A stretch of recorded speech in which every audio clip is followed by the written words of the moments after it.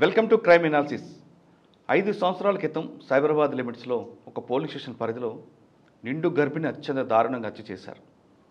ముందు ఆ మృతదేహం ఎవరిదా అని కనుక్కునే పనిలో పోలీసులు ఉంటుంటే తర్వాత ఇన్వెస్టిగేషన్ స్టార్ట్ అయిన తర్వాత ఒక్కొక్క క్లూ బయటికి రావడంతో అసలు ఆమె ఎవరు అనేది ఒక విషయం బయటకు వచ్చింది.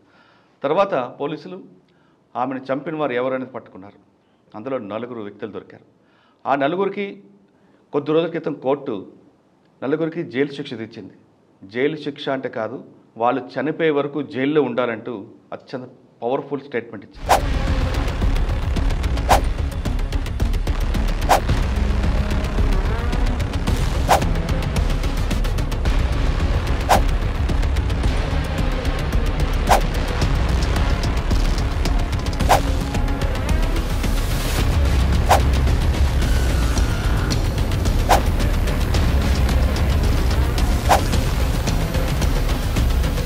ఆ 4కి జైలు శిక్ష విధించడంలో తమ వంతు సహకారం అందించిన 4 ఆఫీసర్లే ఈరోజు గెస్ట్. అందులో ఫస్ట్ ఐఓ ఎవరు, ఆ కేసుని ఎలా బ్రేక్ చేసుకొచ్చారు అనేతో పాటు ఒక పోలీస్ ఆఫీసర్ ఛార్జ్షీట్ వేసిన తర్వాత ఆ ఫ్రేమ్స్ని కరెక్ట్గా చేసుకొని కోర్టు ముందు ప్రొజెక్ట్ చేయడంలో ప్రాసిక్యూషన్ రోల్ ఏ విధంగా ఉంటుంది అన్నది ఈ కేసులో బయటపడింది. పోలీస్ ప్రాసిక్యూషన్ కలిసి పనిచేస్తే నిందితుడు తప్పించుకోవడం అనేది వాడి తరం కాదన్నది ఈ కేసులో బయటపడింది. అందులో 1, 2 కాదు 4కి పడ్డాయి. ఇందులో అన్నిటికన్నా ఇంపార్టెంట్ ఏంటంటే 1, 2 సాక్షులు కాదు, 63 మంది సాక్షులు ఉన్నారు. అందులో ఫ్రేమ్స్ చేయడం ఏంటా అన్నది చాలా ఇంపార్టెంట్ విషయం. దాన్ని టెక్నికల్గా ఎలా చేసుకొచ్చారు, డిఎన్ఏ టెస్ట్లు ఎలాగొచ్చింది, సైంటిఫిక్ ఎవిడెన్స్ ఎలాగొచ్చింది అనే విషయాన్ని మనతో షేర్ చేయడానికి ప్రస్తుతం అప్పుడులో పనిచేస్తున్న ఇన్స్పెక్టర్తో పాటు ప్రాసిక్యూషన్ ఆఫీసర్లు అందరూ మనతో ఉన్నారు. ముందుగా ఐఓ గారికి నమస్కారం. నమస్కారం సార్. తర్వాత అడిషనల్ పబ్లిక్ ప్రాసిక్యూటర్ ఉపేంద్ర గారు, గంగాధర్ గారు, గంగాధర్ గారు ఏసీపీ ప్రజెంట్, అప్పుడు గచ్చిబౌలి ఇన్స్పెక్టర్ గారు, నాగేశ్వర గారు additional public prosecutor Kukatpally court. వీళ్ళ ముగ్గురితో పాటు గతంలో ఆ కేసు స్టార్ట్ ఉన్నప్పుడు అడిషనల్ పబ్లిక్ ప్రాసిక్యూటర్ ప్రసాద్ గారు కూడా ప్రస్తుతం మా లైన్లో ఫోన్ లైన్లో అందుబాటులోకి వస్తారు. అసలు ఆ కేసు ఏం జరిగింది, ఎలా దాన్ని బ్రేక్ త్రూ తీసుకొచ్చారు విషయాన్ని ముందుగా ఎస్హెచ్ఓ గంగాధర్ గారు తెలుసుకుంది. సార్ నమస్తే అండి. 5 years బ్యాక్ నాకు బాగా గుర్తుంది, కొండాపూర్ బెటాలియన్ బొటానికల్ గార్డెన్ దగ్గర తెల్లవారుజామున వాకింగ్ వెళ్తున్న వాళ్ళు కొంతమంది కంప్లైంట్ ఇస్తారు, ఓ డెడ్ బాడీ ఏదో ఉంది బ్యాగ్లో వాసన వస్తుందని. నాలాంటి మిత్రులందరూ కూడా రావడం హడావుడి అంతా అయింది. మీరు కూడా వచ్చాక అన్నోన్ బాడీ, అదే బాడీ కూడా లేదు, సగం పాటలుగా ఉంటాయి. వారం రోజుల వరకు ఆ కేసులో దాదాపు ఎటువంటి క్లూ కనిపించలేదు. ఎక్కడో దగ్గర సీసీటీవీలో జస్ట్ వాళ్ళ బ్యాక్ వెళ్తున్నప్పుడు సీసీటీవీ ఒకటి మీకు లీడ్. ఆ కేసు ఎలాగో మీకు లీడ్కి వచ్చింది, మీకు ఫస్ట్ కంప్లైంట్ ఏ విధంగా వచ్చింది ఒక్కసారి రివీల్ చేయండి. ఆ రోజు అంటే సార్ ఈ కేసు స్టార్ట్ చేసే ముందు ఒక్కసారి మీ ముగ్గురికి కంగ్రాట్స్ చెప్పాలి, ఎందుకంటే మీ టీం కరెక్ట్గా పనిచేయబట్టి ఆ కేసులో పర్ఫెక్ట్గా జడ్జిమెంట్ వచ్చిందని నేను భావిస్తున్నాను.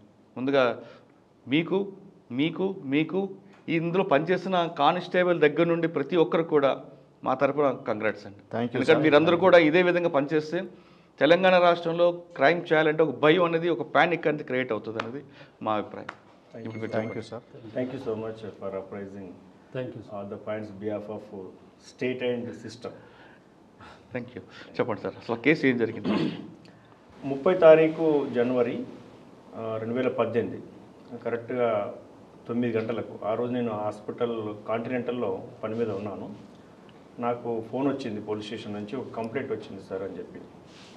ఏంటంటే 2 బ్యాగుల్లో బాడీ పార్ట్స్ ఉన్నాయి, మైలదై ఉంటుందని చెప్పారు. అది మెయిన్ రోడ్ మీద బొటానికల్ గార్డెన్ ముందు, ఇంకో వైపున పాలపిట్ట సైక్లింగ్ పార్క్ ఉంటుంది. అది చాలా రద్దీ ప్లేస్, ఇంపార్టెంట్ ప్లేస్. వెంటనే హాస్పిటల్ నుంచి నేను మా టీం అందరినీ రమ్మని చెప్పాను. At the same time simultaneously clues teams, మా అదర్ టీమ్స్ అన్నీ కూడా ఉంటాయి, అన్ని టీమ్స్ని అప్రోచ్ కమ్మని చెప్పాను. ఈలోపు కంప్లైంట్ వచ్చేసింది. కేసు రిజిస్టర్ చేసి ఎఫ్ఐఆర్ నమోదు చేసుకొని కంప్లైంట్ యొక్క స్టేట్మెంట్, అప్పుడు పౌల్ గారు అని చెప్పి ఆ ఏరియాలో మంచి బాగా పలుకుబడి ఉన్నటువంటి వ్యక్తి, సామాజిక స్పృహ ఉన్నటువంటి వ్యక్తి, నాకెందుకులే అనే రకం కాదు, కంప్లైంట్ చేశాడు. అతని కంప్లైంట్ మీద కేసు రిజిస్టర్ చేశాం. టీమ్స్ అన్నీ కూడా అక్కడికి అప్రోచ్ అయిన తర్వాత అప్పటికే అవి బాడీ పార్ట్స్ అన్నీ ఉబ్బిపోయి ఉన్నాయి లోపల. దాంతో వాళ్ళు కుట్టినటువంటి కుట్లు కూడా ఊడిపోయినాయి. దాంతో కాళ్ళ మెట్టలు బయటకు వచ్చాయి. అదేవిధంగా లేడీ అని చెప్పడానికి తల వెంట్రుకలు కూడా ఎక్స్పోజ్ అవుతూ ఉన్నాయి. దాంతో ఒక మహిళ అని చెప్పి మేము నిర్ధారణకు రావడం జరిగింది. మాకున్న ప్రాసెస్ ప్రకారంగా ఇన్వెస్టిగేషన్ ప్రొసీజర్ అంతా అప్లై చేస్తూ బాడీ బ్యాగ్స్ అన్ని ఓపెన్ చేసాం. అనుకున్నట్టుగానే ఉమెన్ డెడ్ బాడీ 2 బ్యాగుల్లో 7 పార్ట్స్ ఉన్నాయి మొత్తం. ఒక బ్యాగ్లో టార్సో అంటే మొత్తం దేహం ఉంది, కాళ్ళు చేతులు తల అన్నీ ఇంకొక బ్యాగ్లో ఉన్నాయి. వీటన్నిటి 2 బ్యాగుల్లో ఈజీగా ప్యాక్ చేసి మోటార్ సైకిల్ పెట్టుకొని అక్కడ పడేయడం ఇన్వెస్టిగేషన్లో తేలిన తర్వాత మీరు అన్నట్టుగా ఇన్వెస్టిగేషన్ డిటెక్షన్ పార్ట్ చాలా క్లిష్టంగా జరిగింది. ఎందుకంటే ముఖం ఎవరిదో తెలియదు, అన్నౌన్ లేడీ. అది చూస్తుంటే ఇక్కడ ఈ ప్రాంత వాసురాల్లాగా అనిపించట్లేదు. రకరకాల ప్రయత్నాలు చేశాం. పోర్ట్రేట్ పార్లే అని చెప్పి చేసినాము, లుక్అవుట్ నోటీసులు తయారు చేసినాము, బట్టలన్నీ కూడా పిక్చరైజ్ చేసి వాటన్నిటిని ఎక్స్పోజ్ చేయడం జరిగింది. మా పక్కనే సెంట్రల్ యూనివర్సిటీ ఉంది. సెంట్రల్ యూనివర్సిటీ నుంచి మా పిల్లల్ని రకరకాల భాషల్లో మాట్లాడేవారు పిలిపించేసి రకరకాల భాషల్లో పాంప్లెంట్ తయారు చేసి పోస్టర్లు తయారు చేసి బస్ స్టాండ్స్, రైల్వే స్టేషన్స్ అన్ని ఆ ఏరియాలకు పంపించేసి అక్కడ నుంచి చాలా విస్తృతమైన ప్రచారం చేశాం. సార్ మీరు చేస్తున్న టైంలోనే పక్కన అంజయ్ నగర్ ఒక బస్సీ ఉంటుంది. ఆ బస్సీలో మీరు ఫొటోస్ పెట్టారు, అన్నీ చాలా వర్క్ చేశారు అక్కడ. ఎందుకంటే బస్సీలో ఏంటొచ్చు అనేది. కానీ అక్కడ నుంచి మీకు ఇన్పుట్ వచ్చినట్టుంది లేదు? మేము అంజయ్ నగర్, సిద్దిక్ నగర్ అనేది ఒక ఇమాజినరీ ఆస్పెక్ట్లో మేము నిర్ధారణకు వచ్చాం. ఎందుకంటే బాడీ పార్ట్స్ అక్కడ ఎందుకు పడేశారు, అక్కడ ఎందుకు అబండన్ చేశారు అనే విషయానికి వస్తే ఎక్కడి నుంచి తీసుకొచ్చి ఉంటారు అనేది. వేరే ఒక 4 రూట్ల నుంచి ఇది పాసిబిలిటీ లేదు, ఇంకో ఈ రూట్ నుంచి వచ్చే అవకాశం ఉందని మేము అట్లా ఆ పాసిబిలిటీకి వెళ్ళి ఆ రూట్ను మేము వనరబుల్గా తీసుకొని ఆ ఏరియాలో ఎక్కువ విస్తృతంగా ప్రచారం చేయడము, ఆ పోస్టర్లను అతికించడము, ఆ ఏరియాలోనే ప్రతి ఇంటి మీద నిఘా పెట్టడము, ఆ ఇంటి మీదనే ఆ ఏరియాలోనే మేము ఎక్కువ ఎనాలిసిస్ చేయడం జరిగింది. అన్ని రకాల ఎనాలిసిస్. కొన్ని ఎనాలిసిస్ మేము అంటే బహిర్గతంగా మేము చెప్పలేము, ఎందుకంటే కొన్ని మేము డిస్క్లోజ్ చేయడం వల్ల కూడా అక్యూజ్ పర్సన్స్, పెద్ద నటోరియస్ క్రిమినల్స్ అన్ని కూడా వాళ్ళంతా అడ్వాంటేజ్ మేము చెప్పలేము. చేసి అవి విస్తృతమైనటువంటి ప్రక్రియ అంతా మేము పాటించడం జరిగింది. ఓకే, అట్లా మీరు అన్నట్టుగా 1 వీక్ కాదు 2 వీక్స్ వరకు కూడా మేము ప్రయత్నం చేసినాం అన్ని రకాలుగా. ఈవెన్ ఏ లెవెల్కి వెళ్ళిపోయినామంటే అంగన్వాడీ టీచర్స్ వాళ్ళ గ్రూప్స్తో కూడా మీటింగ్ పెట్టి ఈమె గర్భిణీ స్త్రీ అని చెప్పి మేము పిఎంఈలో నిర్ధారణకు వచ్చిన తర్వాత వాళ్ళతో మీటింగ్ పెట్టి ఎక్కడైనా ఆమె చూస్తే ఆమె పేదరాళ్ళలాగా ఉంది, ఖచ్చితంగా వాళ్ళది అప్రోచ్ అయ్యి గర్భిణీ స్త్రీలు అప్రోచ్ అవుతుంటారు. వాళ్ళ దగ్గరికి వెళ్ళేసి వాళ్ళ దగ్గర డీటెయిల్స్ అని సబ్మిట్ చేసి నమోదు చేసుకుంటుంటారు ఫీడింగ్ కోసం. అదేవిధంగా ఆల్ గైనిక్ సెంటర్స్లో కూడా మేము బ్లడ్ షాంపుల్స్ కలెక్ట్ చేయడం జరిగింది. అంటే ఎక్కడైనా ఈ బ్లడ్ షాంపుల్స్తో ఆ blood samples DNA cross matching చేస్తే మనకు ఆచూకు తెలిసిపోద్దని చెప్పి. మూడవది ఆల్ మిస్సింగ్ కేసెస్, ఆ ఏజ్ గ్రూప్లో ఉన్నటువంటి మిస్సింగ్ కేసెస్ అన్నీ కూడా ఎనాలిసిస్ చేయడం జరిగింది. ఇట్లా చేయక రకరకాల బ్యాగ్స్ పడేసినటువంటి బ్యాగ్స్ ఏవైతే ఉన్నాయో వాటి మీద లోగోస్ ఉంటాయి, ముద్రలు ఉంటాయి, ఫోన్ నంబర్స్ ఉంటాయి, బ్యాగ్ ఎక్కడ పర్చేజ్ చేశారు, ఆ బ్యాగ్ ఇక్కడ నుంచి ఇక్కడికి ఎందుకు వచ్చింది. ఫర్ ఎగ్జాంపుల్ జీరో బ్యాగ్ ఉంది, రాజస్థాన్ నుంచి ఇక్కడికి వచ్చింది డీలర్ దగ్గరికి, అది కరెక్ట్ డెస్టినేషన్కి వచ్చింది. ఇంకో గన్ని బ్యాగు గుంటూరు గన్ని బ్యాగ్ అని చెప్పి మిర్చిది, అది ఆ గన్ని బ్యాగ్ కూడా కరెక్ట్గా మన షేర్లింగంపల్లి లొకేషన్కి వచ్చింది. అంటే అక్కడికి ఎందుకు వచ్చాయంటే ఆ డీలర్స్ దగ్గరికి వచ్చాయన్నమాట. అక్కడ నుంచి ఇవి స్ప్రెడ్ అయినాయి, అక్యూజ్ చేతిలో పడి అక్యూజ్ వాటిని ఉపయోగించుకున్నారు. అంటే ఇన్ని రకాల ప్రయత్నాలు చేసిన తర్వాత చేస్తుండగా ఇంక ఎనాలిసిస్ కూడా చేస్తుండగా సైంటిఫిక్ మెథడ్స్ అప్లై చేస్తుండగా మాకు సీసీ కెమెరాస్లో ఆ ఏరియాలో ఉన్నటువంటి సీసీ కెమెరాస్ని మేము క్షుణ్ణంగా చూడడం వల్ల ఆ సీసీ కెమెరాలో రకరకాల వెహికల్ అక్కడ పోతున్నాయి. ఎందుకు ఆగుతూ పోతున్నాయి అంటే అక్కడ కొద్దిగా ఓపెన్ ప్లేస్ ఉంటుంది, కొద్దిగా స్లైట్గా ఎర్లీ మార్నింగ్ నైట్ పూట ఆగడం, ఒక టాయిలెట్ చేయడము, వెళ్ళిపోవడం, ఇటువంటివి కూడా జరుగుతున్నాయి. ఆ టైంలో అన్ని వెహికల్స్ ఎనాలిసిస్ చేయగా ఒక మోటార్ సైకిల్ డిటెక్ట్ అయింది మాకు. ఆ మోటార్ సైకిల్ కూడా సరిగ్గా నంబర్ బ్లర్గా ఉండే. ఇంకా ఎన్ రూట్ కెమెరాస్ అన్నీ ఎనాలిసిస్ చేస్తే 100 కెమెరాలు 10, 20 కూడా కాదు, 100 కెమెరాస్ ఎనాలిసిస్ చేస్తే కొన్ని కెమెరాస్లో నంబర్ బ్లర్గా రావడం, దాన్ని ఇంకా డెవలప్ చేయడం, మాకు మోటార్ సైకిల్ నంబర్ కూడా క్లియర్గా రావడం. ఆ మోటార్ సైకిల్ నంబర్ బేస్ చేసుకొని మళ్ళీ మోటార్ సైకిల్ ఎక్కడ ఉంటుంది, 1000 మోటార్ సైకిల్, లక్షల మోటార్ సైకిల్స్ ఉంటాయి, ఎక్కడ ఉంటాయి పట్టుకోవడానికి కూడా ఇంకా వేరే ప్రక్రియ మేము ఫాలో అవ్వడం జరిగింది. మొత్తం మీద మోటార్ సైకిల్ ట్రేస్ అవుట్ చేసాం. ఓకే, ఒక డిటెక్షన్ ప్రక్రియ ఎట్లా జరిగిపోయింది. అంటే మీకు ముందు బాడీ అన్నోన్ బాడీని నోన్ చేయడానికి మోటార్ సైకిల్ లీడ్ ఇచ్చింది, వెంటనే మీకు అది నోన్ అయిందా, లేదు తర్వాత ఎక్యూజ్ దొరికాక అయిందా? అక్యూజ్డ్ దొరకడంతో ఒక పేరు వరకు ఒక మహిళను హత్య చేసిన అక్యూజ్డ్ మహిళ అనేది మాకు డిటెక్ట్ అయిపోయింది. కానీ మహిళ ఎవరు అనేది, మహిళ ఎలా ఉంటుంది అనేది, అసలు ఆమెకు ఉన్నటువంటి ఎగ్జాక్ట్ పేరు కూడా మాకు అప్పటి వరకు డౌటబుల్. అచ్చా, ఆ డౌట్ క్లియర్ చేసుకోవడానికి మేము 4 రాష్ట్రాలు తిరగాల్సి వచ్చింది. ఉత్తరప్రదేశ్, ఉత్తరాఖండ్, బీహార్, జార్ఖండ్. మా టీమ్స్ అన్నీ అక్కడ తిరిగి వచ్చాయి. ఎందుకంటే ఈమె ఎక్కడెక్కడ తిరిగింది, ఎక్కడెక్కడ ఉంది, దినేష్తో ఎక్కడెక్కడ ఉంది, భర్తతో, ఫస్ట్ భర్తతో, తర్వాత ఈ అక్యూజుడు వికాస్ కశ్యప్తో ఎక్కడెక్కడ తిరిగింది, ఆ లొకేషన్స్ అనేది తిరిగితే అక్కడ మాకు కనీసం ఆధార్ ప్రూఫ్ అయినా ఏదైనా ఫోటోనే దొరుకుతుందని చెప్పి ప్రయత్నం చేసినాం. ఎక్కడ దొరకలేదు. ఎందుకంటే ఆమె బిలాంగింగ్స్ మొత్తం వెంట పట్టుకొని వచ్చేసింది. వాళ్ళు పేదవాళ్ళు, మోహన్ మల్తి గ్రామంలో కూలి పని చేసుకునేవాళ్ళు. ఇళ్ళల్లో ఫోటోలు పెట్టుకోవాలి, ఫోటో దిగి ఫ్రేమ్ పెట్టుకోవాలన్న ఆలోచన కూడా లేని వాళ్ళు. ఆమె దగ్గర ఉన్నటువంటి ఆ ఫోటోస్ కూడా ఆమె వెంటనే పెట్టుకున్నది. పెట్టుకొని వెంట బిలాంగింగ్స్ తెచ్చుకుంది. కాబట్టి అక్యూజ్డ్ అంటే మర్డర్ చేసిన తర్వాత బిలాంగింగ్స్ అన్ని కూడా డిసపియర్ చేసేసారు. అసలు వీళ్ళిద్దరికి ఎక్కడ పరిచయం అండి? అక్యూజ్డ్ వికాస్ కశ్యప్ ఈమె అంటే పక్క రాష్ట్రము ఉత్తరప్రదేశ్ చందౌసి గ్రామంలో ఈమె సంసారం చేస్తూ ఉంది దినేష్తో. దినేష్ తాగుడు అలవాటు ఉంది. అదే గ్రామంలో దినేష్కు వికాస్ కశ్యప్ అక్యూజ్డ్ దగ్గర బంధువు కూడా అదే బస్తీలో. మెల్లిగా వాళ్ళ మధ్యలో పరిచయం పెరిగింది. ఆ పరిచయం కాస్త లవ్గా డెవలప్ అయిపోయింది. అక్కడ నుంచి వాళ్ళిద్దరు మాట్లాడుకొని బీహార్కి వచ్చేసారు వాళ్ళు. అంటే ఈ డిసీజ్డ్ వల్ల అమ్మగారింటికి వచ్చేసారనమాట. వచ్చేసి ఇక్కడ వీడు వికాస్ కశ్యప్ తిలకం పెట్టేసి పెళ్లి చేసుకున్నట్టుగా ప్రకటించేస్తాడు. సో వాళ్ళిద్దరు భార్య భర్తలుగానే లివ్ ఇన్ టుగెదర్గానే జీవిస్తున్నారు అన్నమాట. అట్లా పరిచయం పెరిగిపోయింది వాళ్ళకు. ఓకే, కానీ ఇక్కడ ఎందుకు వచ్చాడు వీడు హైదరాబాద్? ఎందుకు వచ్చారంటే అప్పటికే ఇందులో A3 అమర్కాంత్ జా ఇక్కడ హైదరాబాద్కి వచ్చి రెస్టారెంట్స్లో పనిచేస్తున్నాడు. పనిచేస్తున్న క్రమంలో వీళ్ళు ఈ A1 మమతా జా, భర్త అనిల్ జా A4 వాళ్ళు గ్రామంలో ఉన్నారు. A3 అమర్కాంత్ జా వాళ్ళ కొడుకు మొత్తం గ్రామంలో ఉన్నారు. ఈ డిసీజ్డ్ ఈ పింకీ వాళ్ళ ఇంటి ఎదురుగానే, అమ్మగారి ఇంటి ఎదురుగానే మమతా జా ఇల్లు ఉంటుంది బీహార్లో. వాళ్ళు మమతా జా అంటే అక్కడ వాళ్ళు ల్యాండ్ లార్డ్ అంటారు. అక్కడ ల్యాండ్ లార్డ్స్ వాళ్ళు వీళ్ళ ఇంటికి పని చేయడానికి వెళ్ళేది. పని చేయడానికి వెళ్ళినప్పుడు ఆ ఇంట్లో ఇంకా వ్యవసాయ పనులు కూడా ఉండేది. ఆ ఇంటి నుంచి ఆ వ్యవసాయ పనులు చేయడానికి వికాస్ కశ్యప్ కూడా వెళ్ళేదన్నమాట. అంటే పింకీ వికాస్ కశ్యప్ వెళ్ళినప్పుడు మమతా జా అండ్ వికాస్ కశ్యప్ మధ్యలో మన పరిచయం ఏర్పడింది. ఇక్కడ మమతాగా ఇల్లీగల్ ఇంటిమసీ డెవలప్ అయింది. మమతా జా ఏమనుకుందంటే భర్త ఏజ్డ్, ఆయనతో ఆమెకి ఇంటిమసీ లేదు, ఆమెతో రిలేషన్ లేదు. అయితే వికాస్ కశ్యప్తో పరిచయం ఏర్పడడం వల్ల ఆమె ఒక ప్లాన్ చేసింది. కొడుకు ఎలా హైదరాబాద్లో ఉంటున్నాడు,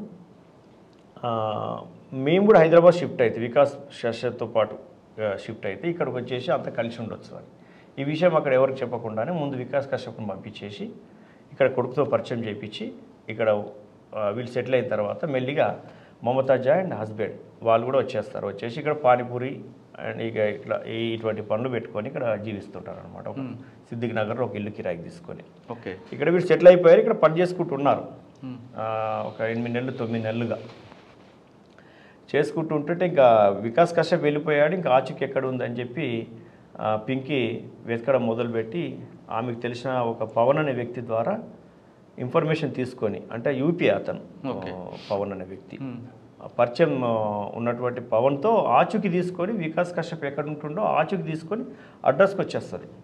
ఆమె వెంట జతిన్ అని ఆమె కొడుకు, చిన్న కొడుకు 7 years బాయ్. టోటల్ 3 members ఆమెకు, చిన్న అబ్బాయి జితిన్. Also I witness. చిన్న అబ్బాయిని తీసుకొని వచ్చేసి అడ్రస్ ట్రేస్ అవుట్ చేస్తుంది ఆమె, వచ్చేసి ఇంట్లో ఉండిపోద్ది. ఇక్కడ వీళ్ళు మొత్తం మీద ఈమె అడ్డు ఉండొద్దు, ఈమె వెళ్ళిపోవాలి పింకీ అని మమత జాగ్ కలుగుతుంది. అట్ ద సేమ్ టైం మమత కావాల్సింది వికాస్ కశ్యప్.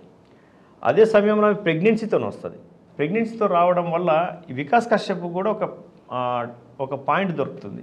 నువ్వు ప్రెగ్నెన్సీతో వచ్చావు ఏంది, ప్రెగ్నెన్సీ ఎక్కడదని వాడు ప్రశ్నిస్తాడు. ఇవన్నీ ఇష్యూస్. వీళ్ళు పైకి ఇక్కడ పానీపూరి బండి పెట్టుకొని జీవిస్తున్నారు కాబట్టి ఫైనాన్షియల్ ఇష్యూ కూడా వాళ్ళకు వచ్చేసి ఎవరో వచ్చేసి ఇంట్లో ఉంటే వీళ్ళకి బర్డెన్ అవుతుంది కూడా, తొలగించుకోవాలని చూశారు. అందులో భాగంగానే ఒకసారి ఆమెను పంపించాలని చెప్పి వికాస్ కశ్యప్ తీసుకొని జతిన్తో పాటు తీసుకొని వాళ్ళు వాపసు వచ్చేస్తారు. బీహార్ రావాలనే ఉద్దేశంతో ట్రైన్లో వస్తారు. నాగ్పూర్ వరకు వచ్చిన తర్వాత నాగ్పూర్లో ఆమెకు చెప్పకుండా వదిలేసేసి రిటర్న్ వచ్చేస్తాడు. తర్వాత నాగ్పూర్లో మళ్ళీ ఇమీడియట్ 1 వీక్లో మళ్ళీ ఆమె రిటర్న్ వచ్చేసి సర్ప్రైజ్ చేస్తారు. నాగ్పూర్ నుంచి మళ్ళీ వాడు స్కిప్ చేసేసి వికాస్ కశ్యప్ రిటర్న్ వచ్చేస్తాడు. ఆమె ఏం చేస్తుంది, మళ్ళీ ఇంటికి వెళ్ళిపోకుండా బీహార్కి వెళ్ళిపోకుండా మళ్ళీ సేమ్ అడ్రస్కి వచ్చేస్తుంది. ఆమెకు అర్థమైపోతుంది క్లియర్గా, అరే వీళ్ళు స్కిప్ చేసేసి వెళ్ళిపోయినాడు అని చెప్పి. వచ్చేస్తే మళ్ళీ అంతా ఇక్కడ ఉంటారు వీళ్ళు, మొదట్లాగానే తర్వాత కూడా ఉంటారు. ట్రేస్ అవుట్ చేసుకుంటుంది. ఆ ఇంట్లో నుంచి వెళ్ళకపోవడంతో వాళ్ళు వేసుకున్నటువంటి ప్లాన్ ఏంటంటే కాన్స్పరసీ క్రియేట్ చేసుకొని నిర్ణయించుకొని ఈమెను ఎలిమినేట్ చేయాలి. చేయడానికి ఇంకా అందరూ ఒక మాట మీద ఉండాలంటే ఏం చేయాలి, భర్త ఎట్లాగో ఓల్డ్ ఏజ్డ్ పర్సన్ చెప్పినట్టు చేస్తాడు. కొడుకుకు తల్లి అంటే బాగా ఇష్టం, కానీ వీళ్ళిద్దరి మధ్య ఉన్నటువంటి illegal intimacy, extra marital relation అనేది కొడుకు తెలియదు. అయితే మనకు ఫైనాన్షియల్గా బర్డన్ అయిపోతుంది. ఈమె మన దగ్గరికి వచ్చినట్టు ఎవరికి తెలుస్తుంది, ఈమెను మనం ఎలిమినేట్ చేసేద్దాం, ఎట్లా కొడితే చచ్చిపోతుంది అని మొత్తం మీద గొడవ పెట్టుకొని 27 తారీఖు నాడు నైట్ 11 o'clock అట్లా కొడుకుని వెంట ఉన్నటువంటి జతిన్కు ఏ విషయం అర్థం కాకుండా జాగ్రత్త పడుతూ ఆ పూట కాసేపు బయటికి తీసుకెళ్ళి వీళ్ళని బాగా కొట్టేస్తారు. అంటే ఆ పాటికి పడుకుంటాడు. ఆమెను బాగా కొడతారు. ఆమెను ప్రెగ్నెంట్ ఉమెన్ కాబట్టి ఆమె ఇంటర్నల్ ఇంజురీస్తోని చనిపోతుంది. ఆమెను పడుకోబెట్టేస్తారు. తెల్లవారిన కొడుకు అడుగుతాడు, తల్లి పడుకున్నట్టు కనపడుతుంది, బట్ట పరిచేస్తారు. ఏమైంది అమ్మకంటే అమ్మ లేస్తలేదు. ఏమైందంటే అమ్మకు ఆరోగ్యం బాగాలేదు, అమ్మ ప్రెగ్నెంట్ కదా అని వీళ్ళు చెప్పడానికి రీజన్ దొరుకుతుంది. వీళ్ళు పడుకున్నది అని చెప్పారు. పిల్లోడు వింటాడు, ఆ పూటకు నమ్ముతాడు, కానీ డౌట్స్ వస్తుంటాయి ఆయనకు. ఎందుకంటే గాజులు వలిగిపోయినాయి, చిన్న బ్లడ్ స్టెయిన్స్ పడి ఉన్నాయి అక్కడక్కడ. డౌట్ వచ్చేసి ఆ పిల్లోడు కూడా చాలా జాగ్రత్తగా ఉంటాడు, అర్థమైపోయి.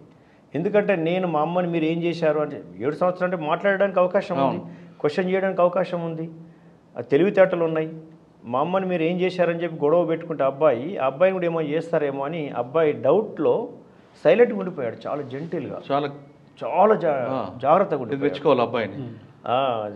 వీళ్ళిద్దరు అంటే A3 A2 ఇద్దరు కలిసి బయటకు వెళ్ళిపోతారు. ఈ డెడ్ బాడీని పడుకోబెట్టేసి మార్నింగ్ అవర్స్ వీళ్ళు 2 వీలర్ పట్టుకొని ఒక ఎలక్ట్రికల్ కటింగ్ మిషన్ కొనుకొస్తారు.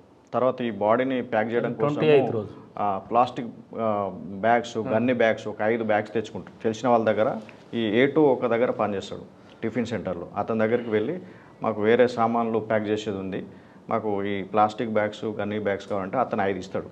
అవి తీసుకొని వచ్చి ఇవన్నీ store first electrical cutting machine, ఈ గన్ని బ్యాగ్స్, ప్లాస్టిక్ బ్యాగ్స్ తెచ్చుకొని మూమెంట్ కోసం అదే రోజు ఆ రోజు ఆ సరౌండింగ్ ఏరియాలో బోర్వెల్ వేస్తారనమాట. ఆ బోర్వెల్ సౌండ్ బాగా వస్తుంది. సో దాన్ని అడ్వాంటేజ్గా తీసుకొని ఇక సరౌండింగ్ అంతా బోరు సౌండ్ వస్తుంది. సో ఇప్పుడు అనుకూలమైన సమయం అని చెప్పి ఈ డెడ్ బాడీని బాత్రూంలోకి వాష్రూమ్కి తీసుకెళ్ళి మొత్తము ఒక 7 భాగాలుగా, ఫస్ట్ మొండెము, తర్వాత 2 చేతులు, 2 కాళ్ళు, తర్వాత ఒక థై చేసి ఆ బ్లడ్ అంతా అందులో పోయే వరకు వేడి చేసి నైట్ ప్యాక్ చేస్తారు. ప్యాక్ చేసి 2 బ్యాగులలో ప్యాక్ చేస్తారు. తర్వాత హెడ్ కూడా పెట్టాడండి. హెడ్ థై ఒక దాంట్లో, చేతులు, కాళ్ళు, మొండెం ఒక దాంట్లో, ఓన్లీ మొండెం మాత్రం ఒక దాంట్లో 2 బ్యాగులలో ప్యాక్ చేస్తారు. సో నైట్ దాదాపు ఒక 2:30, 3:30 మనకు సీసీటీవీలో ఫుటేజెస్ రికార్డ్ అయింది 3:26. సో దానికంటే ముందు ఒక 1 hour బిఫోర్ ఇవన్నీ ప్యాక్ చేసుకొని 3rd floor to ground 4కి ఈ మమతా జా వాళ్ళ కొడుకు అమర్నాథ్ జా ఒక మోటార్ సైకిల్ మీద 2 గన్ని బ్యాగ్స్ని మధ్యలో పెట్టుకొని ఈ స్కూటర్ ఈయన నడిపిస్తాడు, ఈమె పిలియన్ రైడర్. వీళ్ళు ఒక 16 సీసీటీవీ ఫుటేజ్ క్రాస్ చేసుకుంటూ అంజయ్ నగర్, సిద్దిక్ నగర్, కొండాపూర్, ఈ గచ్చిబౌలి ఇవన్నీ క్రాస్ అవ్వకుంటూ బొటానికల్ పార్క్ శ్రీరామ్ నగర్ కాలనీలో డంప్ చేస్తారు. వచ్చేటప్పుడు సేమ్ రూట్లో రారు, వాళ్ళు ఇంకొక రూట్ ద్వారా వస్తారు. అచ్చా సార్, ఇప్పుడు వాళ్ళిద్దరూ డంప్ చేశారు బ్యాగులు 2. జనరల్గా మీరు క్లూస్ టీమ్, డాగ్ స్క్వాడ్ అన్నీ కూడా వెళ్తారు. మీరు అక్కడ ఫస్ట్ రికవర్ చేసిన ఏమిటండి? బండి బ్యాగ్ పట్టు అక్కడ పరిసరాలన్నీ గమనిస్తుంటాం, కానీ అక్కడ మాకు బాడీ పార్ట్స్ దొరుకుతున్నాయి, బ్యాగులు దొరుకుతున్నాయి, అదేవిధంగా బ్లడ్ స్టెయిన్స్, కంట్రోల్ ఎర్త్.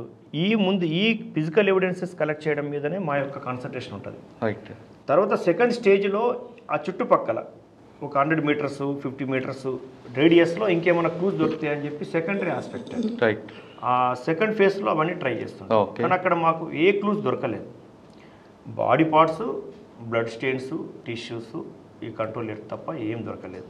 మాకు దొరికినటువంటి క్లూస్లల్లో అందులో ఉన్న క్లూస్ ఏంటంటే బ్యాగ్సే క్లూస్, బట్టలు క్లూస్, మెట్టెలు, ఆర్నమెంట్సే క్లూస్. వాటితోనే మేము ముందుకు పోవచ్చు అనుకున్నాం. Sir first step, second step అయింది. తర్వాత ఎక్యూజ్ నోన్ అయిన తర్వాత ఇంటికి వెళ్ళి ఉంటారు మీరు. ఇంట్లో మీకు ఏం రికవర్ అయిందండి దీనికి లింక్ అప్పక? ఇంటికి వెళ్ళిన తర్వాత వీళ్ళు A1, A4 భార్య భర్తలు మాత్రం ఇంట్లో ఉన్నారు. A3 2-3 రోజుల తర్వాత బీహార్ వెళ్ళిపోయినాడు. A2 అమర్ ఖంజా ఆయన క్లోజ్ ఫ్రెండ్ ఒక రేహాన్ అని ఉంటాడు దగ్గరలో రూమ్, ఆయన రూమ్కి వెళ్ళిపోయినాడు. అంటే ఎక్కడో అక్కడ వాళ్ళు స్కాటర్ అయిపోయి A1 ఉన్నాడు ఇంట్లో. A1 ఇద్దరు ఉన్నారు, భార్య భర్తలు ఉన్నారు ఇంట్లో. మాకు క్లూస్ వచ్చిన తర్వాత మోటార్ సైకిల్ డిటెక్ట్ అయిన తర్వాత మోటార్ సైకిల్ యూజర్ ఎవరు, మోటార్ సైకిల్ యూజర్ అంటే మాకు పెద్ద కన్ఫ్యూజ్. ఆ టైంలో ఎవరి పేరు వస్తుంది, ఒక విజయ్ కుమార్. విజయ్ కుమార్ని అడిగితే నీ మోటార్ సైకిల్ నేను 2015లో అమ్మేసినాను, 2015లో నేను అమ్మేసినాను అంటాడు. ఎవరికి అమ్మినామంటే శశి కుమార్ని అడిగితే నేను ఈ వెహికల్ ఒక బర్ధన్కి అమ్మినాను, సిద్ధార్థ బర్ధన్కి అమ్మాను. సిద్ధార్థ బర్ధన్ పట్టుకున్నాం. సిద్ధార్థ బర్ధన్ అక్కడ లాల్ స్ట్రీట్ అని ఒక రెస్టారెంట్లో, పబ్కమ్ రెస్టారెంట్లో పనిచేస్తున్నాడు. అతన్ని అడిగితే ఈ బండి నేను కూడా డిస్పోజ్ చేసినాను, అమర్ ఖాన్ జా తీసుకున్నాడు అన్నాడు. అమర్ ఖాన్ జా ఎవడంటే పొలం దగ్గర ఉంటాడు, ఆయనే లాస్ట్ యూజర్. మేము ఆ సిద్ధార్థ బర్ధన్ దగ్గర కూడా ఎట్లా వెళ్ళాం, మరి మోటార్ సైకిల్ కావాలి కదా ఇక్కడ. సిద్ధార్థ బర్ధన్ ఎక్కడుంటాడు, సిద్ధార్థ బర్ధన్ మీద పేరు మీద బండి లేదు.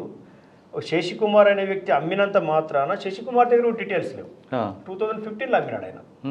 అతని దగ్గర ఫోన్ నెంబర్ కానీ ఐడి ప్రూఫ్ కానీ ఏమీ లేవు. ఎట్లా పట్టుకోవాలి? మాకున్నటువంటి టెక్నికల్ గ్యాదరింగ్స్లో ఎక్కడైనా చలాన్లు పడ్డాయా అని చూస్తాం. మా దగ్గర డేటా ఉంటుంది. మా దగ్గర ట్రాఫిక్ అడ్మిన్ దగ్గరికి వెళ్ళేసి మన చలాన్ పడ్డాయి అంటే రీసెంట్గా కొండాపూర్లో ఒక చలాను, గచ్చిబౌలిలో ఒక చలాన్ పడ్డది. మరి చలాన్ పే చేసింది ఎవరు? చలాన్ యూజరే పే చేస్తాడు అబ్వియస్లీ. సిద్ధార్థ బర్ధన్ పే చేసినాడు. సిద్ధార్థ బర్ధన్ యొక్క ఐడి ప్రూఫ్ కూడా అక్కడ ఇవ్వడం జరిగింది.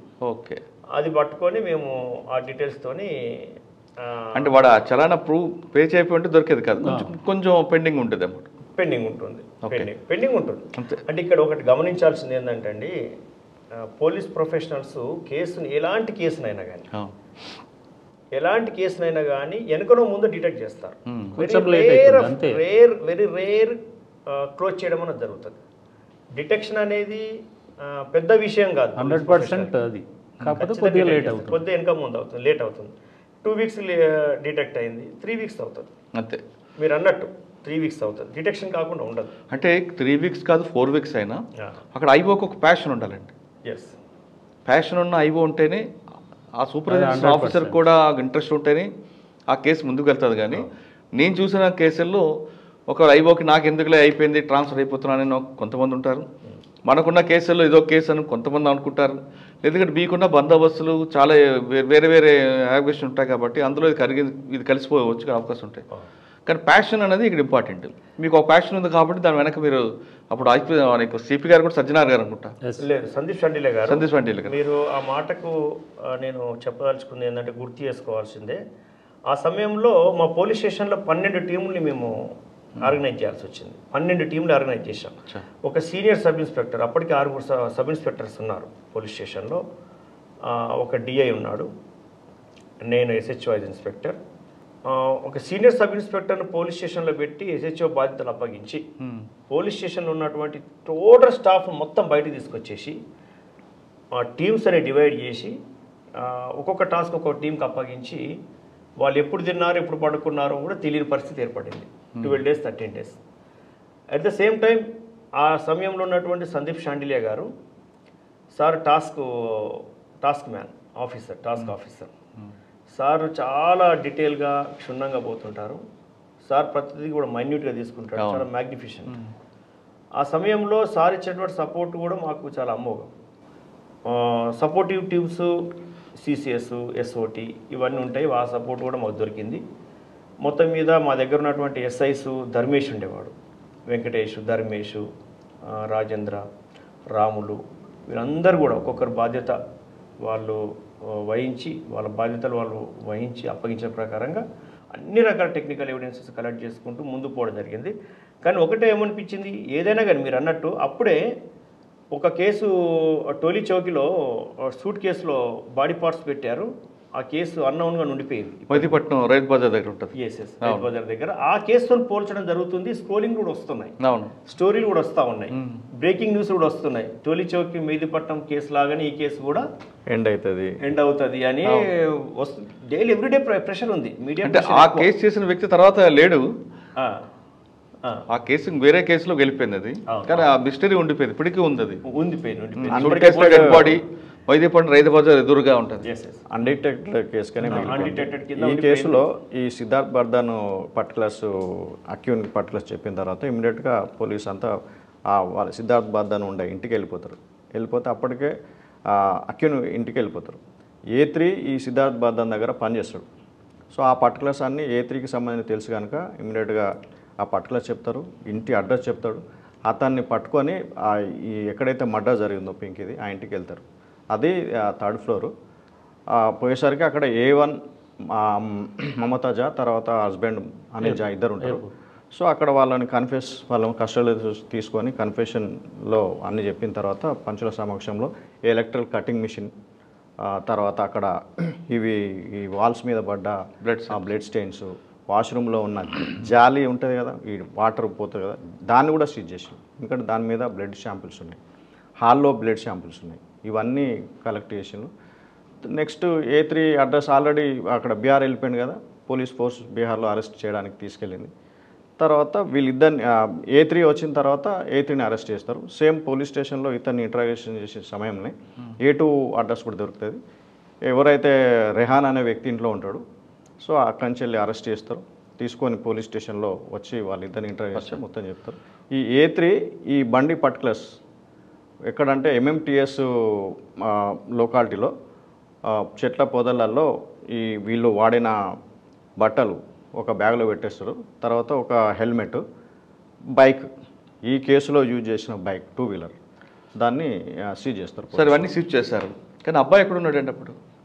అబ్బాయి A1 A4 దగ్గర ఆయన ఏమాత్రం అతనికి డౌట్ రాకుండా ఇంట్లోనే ఉండిపోయాడు. ఓకే, అతను ప్రశ్నించట్లేదు కూడా, ఆయనకు అర్థమవుతుంది. అమ్మ ఎక్కడికి పోయిందని కూడా ప్రశ్నించాడు ఆయన. ప్రశ్నిస్తే అమ్మ ప్రెగ్నెంట్ కదా హాస్పిటల్లో ఉందని చెప్పేశారు. ఆ మాట అనక ముందే అతనికి 2 మూటలు కనపడ్డాయి. అవి బాడీ పార్ట్స్ ప్యాక్ చేసినటువంటివి. ఆ 2-3 సంచులు కనపడ్డాయి. అవి అమ్మకు సంబంధించిన బట్టలు, బిలాంగింగ్స్ అని చెప్పి వాళ్ళు నమ్మబలికారు. దాంతో అంటే నమ్మించిన ప్రయత్నం చేసిండు. కానీ వాళ్ళు నమ్మించడానికి ప్రయత్నం చేస్తారని ఈ జతిన్ బాయ్ 7 years బాయ్కి అర్థమవుతుంది, క్లియర్గా అర్థమవుతున్నా అతను ప్రశ్నించట్లేదు, చాలా లాజిక్గా ఉంటుండు. ఆ ఇంట్లోనే ఉన్నాడు అతను. మేము ఎప్పుడైతే వెళ్ళి సిద్ధార్థ బర్ధన్ ఇచ్చినటువంటి లొకేషన్ క్లూస్ బేస్ చేసుకొని వెళ్ళిన తర్వాత ఇంట్లో ఉన్నటువంటి ఆ బాబు మమ్మల్ని చూసి పోలీస్ వాళ్ళు వచ్చారని చెప్పి అతను క్లియర్గా అర్థమైపోయి మా దగ్గరికి వచ్చి మమ్మల్ని పట్టుకున్నాడు ఆయన. ఇట్లా మనం ఇంటికి ఫాదర్ ఇంటికి వెళ్ళినప్పుడు చిన్నపిల్లలు ఎదురొచ్చేసి పేరెంట్స్ దగ్గరికి వచ్చేసి ఆప్యాయతగా పట్టుకుంటారు కదా, అట్లా అతను హగ్ చేసుకోవడం జరిగింది. అంటే వచ్చేసారు పోలీసులు, ఇంకా నేను సేఫ్ కస్టడీలో ఉన్నానని చెప్పి అతను ఒక్కసారిగా అతను భయం నుంచి బయటకు వచ్చేసాడు అనమాట. వచ్చేసి ఇంకా మాతోనే ఉంటాడు, వాళ్ళతో ఉండట్లేదు ఆ టైంలో. ఆ బాబు ఆ సమయంలో అక్కడ ఉన్నాడు అనమాట. ఏమన్నాడండి? ఏమంటారు? అబ్బాయి అతన్ని ఏం చేయలేదు, అతన్ని హోమ్లో. అబ్బాయి మీరు అడిగారు కదా ఏం జరిగింది అడిగితే ఏం చెప్తున్నాడు? అడిగితే ఇదంతా చెప్పాడు. అమ్మ ఎక్కడ ఉంది అంటే అమ్మ పడుకుందన్నారు, అమ్మ ఎక్కడ ఉంది అంటే హాస్పిటల్ పోయిందన్నారు. ఏమై ఉంటుందని అడిగితే అబ్బాయి వాళ్ళ ముందు చెప్పడానికి భయపడుతుంటారు సమయంలో. కాబట్టి మనం ఏం చేయాలి, ప్రొసీజరల్గా ఏం చేయాలి, అతన్ని ఇమ్మీడియట్గా భయం నుంచి బయట తీసుకురావాలంటే మఫ్టీలు ఉన్నటువంటి వాళ్ళతో కూర్చోబెట్టి అతనితో ఆడుకోవాలి. లేదంటే అతనికి ఏదైతే ఇంట్రెస్ట్ ఉంటుందో దాన్ని మనము స్టిమ్యులేట్ చేయాలి. చిల్డ్రన్ హోమ్ ఉంటుంది, అక్కడ పంపించాలి.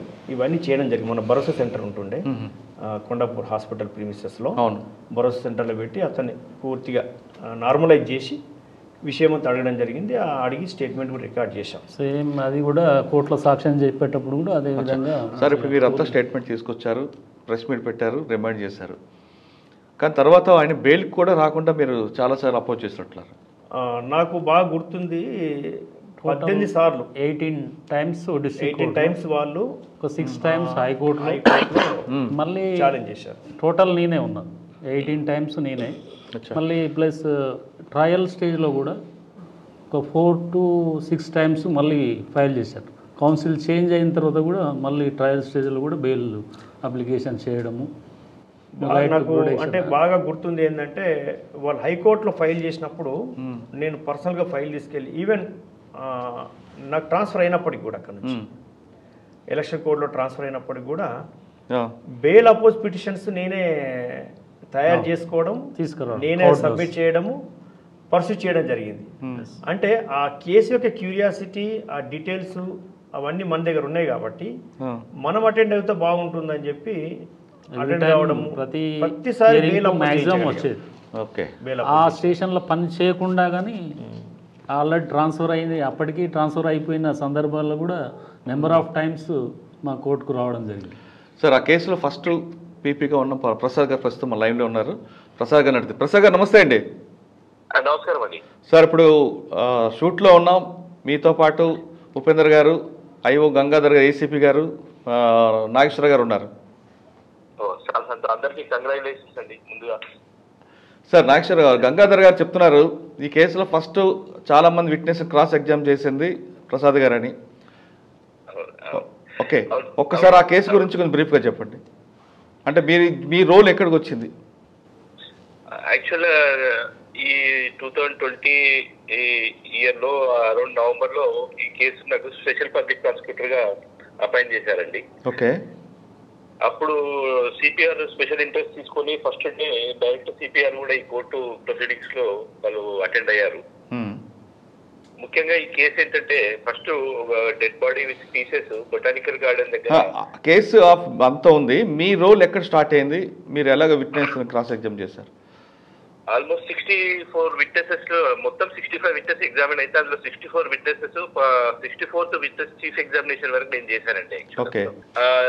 ఈ కేసులో యాక్చువల్లీ ఇన్వెస్టిగేషన్ ఆఫీసర్ యొక్క రోల్ చాలా ఇంపార్టెంట్ అండి. ఆయన చాలా సైంటిఫిక్ రికార్డ్స్ ఇందులో తీసుకురావడం వల్ల మా ప్రాసిక్యూషన్ కూడా చాలా ఈజీ అయింది అనమాట. అంటే కేసు ఫైల్ చూడగానే మీకు దీని కన్విక్షన్ వస్తుంది అనుకున్నారా, లేదు ఇంకా ఏమైనా దీన్ని మాడిఫికేషన్ చేయొచ్చు అనుకుంటున్నారా? ఏం లేదండి, ఇలాంటి ఒక ఛార్జ్ షీట్ ఇంకోటి ఇంతకు ముందు నేను ఎప్పుడు చూడలేదండి. ఎలాగంటే ఈ ఛార్జ్ షీట్ లో ఏ ఇన్సిడెంట్స్ ఎక్కడెక్కడ జరిగాయో వాటి ఫోటోగ్రాఫ్స్ తో సహా ఛార్జ్ షీట్ లోనే ఫోటోస్ పెట్టారండి. యాక్చువల్గా that is the first time. Most important ఇంకేంటంటే యాక్చువల్గా ఫస్ట్ వీళ్ళంతా సీసీ కెమెరాలో కనబడ్డారండి. యాక్చువల్గా డెడ్ బాడీ తీసుకుపోవడం అంతా అక్కడి నుంచి స్టార్ట్ అయింది. ఆ సీసీ కెమెరాలను ఫస్ట్ వీళ్ళు కలెక్ట్ చేసుకొని తర్వాత అక్యూజ్ అరెస్ట్ అయినాక ఆ సీసీ కెమెరాలో ఉన్నటువంటి మనుషులు ఈ అక్యూజ్ ఎవరైతే అరెస్ట్ అయ్యారో సేమ్ మనుషులు అని చెప్పి కోర్టు ద్వారా వాళ్ళను ఎఫ్ఎస్ఎల్ పంపించి వాళ్ళను ఐడెంటిఫై చేపించడం జరిగిందండి. ఇది వన్ ఆఫ్ ద ఇంపార్టెంట్. ఇప్పటివరకు అలాంటిది నేను చూడలేదు చాలా సామాన్యంగా. అది చాలా ఇంపార్టెంట్ అండి.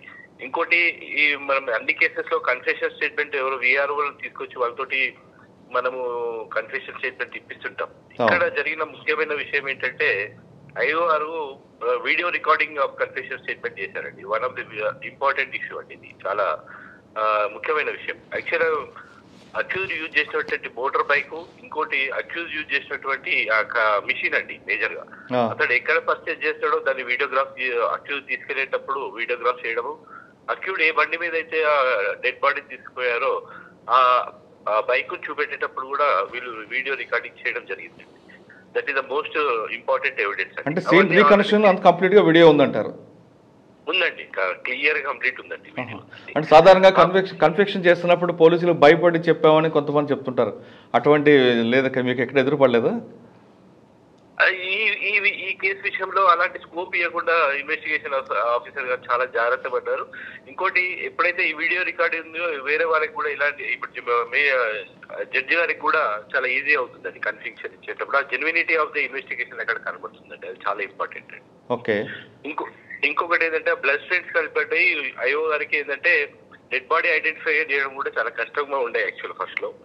అయితే డెడ్ బాడీ తర్వాత అరెస్ట్ అయిన తర్వాత వాళ్ళ మదర్ ను అక్కడి నుంచి వాళ్ళ ఊరు నుంచి పిలిపించి ఆ బ్లడ్ స్టెయిన్స్ ఎక్కడైతే వీళ్ళు యాక్చువల్ ఆ మిషన్ తోటి ఆ అమ్మాయిని ఎవరైతే ప్రెగ్నెంట్ ఉమెన్ అమ్మాయి చనిపోయిందో ఆ కట్ చేసిన ప్లేస్ లో వాళ్ళు బ్లడ్ స్టెయిన్ కలెక్ట్ చేయడమే. ఇక వాళ్ళు కడిగిన తర్వాత జాలి ఉంటది అండి, జాలి ఉంటది కదా, అక్కడి నుంచి బ్లడ్ స్టెయిన్స్ ఆ ఇంట్లో గోడల పైనటువంటి బ్లడ్ స్టెయిన్స్ అన్ని కలెక్ట్ చేసి తర్వాత మళ్ళీ ప్లేస్ ఆఫ్ ఎక్కడైతే డెడ్ బాడీ పడేసారో అక్కడి నుంచి కూడా బ్లడ్ స్టెయిన్ కలెక్షన్ చేసి వాటితో సహా వాళ్ళ అమ్మను డిఎన్ఏ టెస్ట్ పంపించారండి.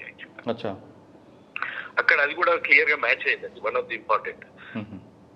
తర్వాత వాళ్ళ అమ్మ తర్వాత తప్ప ఇంకెవరికి ఆ డెడ్ బాడీని గుర్తించే అవకాశం లేదండి. ఎప్పుడైతే మార్చురీలో ప్రిజర్వ్ చేశారో వాళ్ళ అమ్మని తీసుకుపోయి అక్కడ ఆమె యొక్క ఐటమ్స్ అన్నమాట, ముఖ్యంగా ఈ కేసులో మట్టెలు అని పెళ్ళైనాక మట్టెలు పెడతారు కదండి, అవి ఆ స్టేట్ లో ఎక్కడ ఉంటాయో కూడా ఇన్వెస్టిగేషన్ ఆఫీసర్ చాలా కష్టపడి దాన్ని కూర్చొని చేశారు. దెన్ ఆ మట్టెలు ఇంకోటి అమ్మాయి మీద గాజులు, వాటి ద్వారా వాళ్ళ అమ్మ ఆ డెడ్ బాడీని ఐడెంటిఫై చేయడం జరిగిందండి. అది చాలా ఇంపార్టెంట్ విషయం అండి. సార్, 65 మంది సాక్షులు ఉన్నారు కాబట్టి సాధారణంగా కొన్ని కేసుల్లో కేసు పోతుంది, సాక్షులు ఎక్కువ ఉంటాయి అంటుంటారు. మరి ఇందులో మీకు ఆ ప్రాబ్లం ఎదురవ్వలేదా? లేదండి, ఎందుకంటే ఇప్పుడు డెడ్ బాడీకి తీసుకుపోయేటప్పుడు యూజ్ చేసినటువంటి సంచులతో సహా అక్కడి నుంచి ఎన్నో 81 మెటీరియల్ ఆబ్జెక్ట్స్ అంటే యూ కెన్ ఇమాజిన్. ఇంతవరకు ఏ కేసులో కూడా ఇన్ని మెటీరియల్ ఆబ్జెక్ట్స్ మనం సీజ్ చేయలేదండి. సార్, అందులో ఎన్ని మార్క్ అయ్యాయండి? 81 మార్క్ అయ్యాయి. 81 మార్క్, ఓకే. 81 మార్క్ అయ్యాయి. That is one of the important అండి.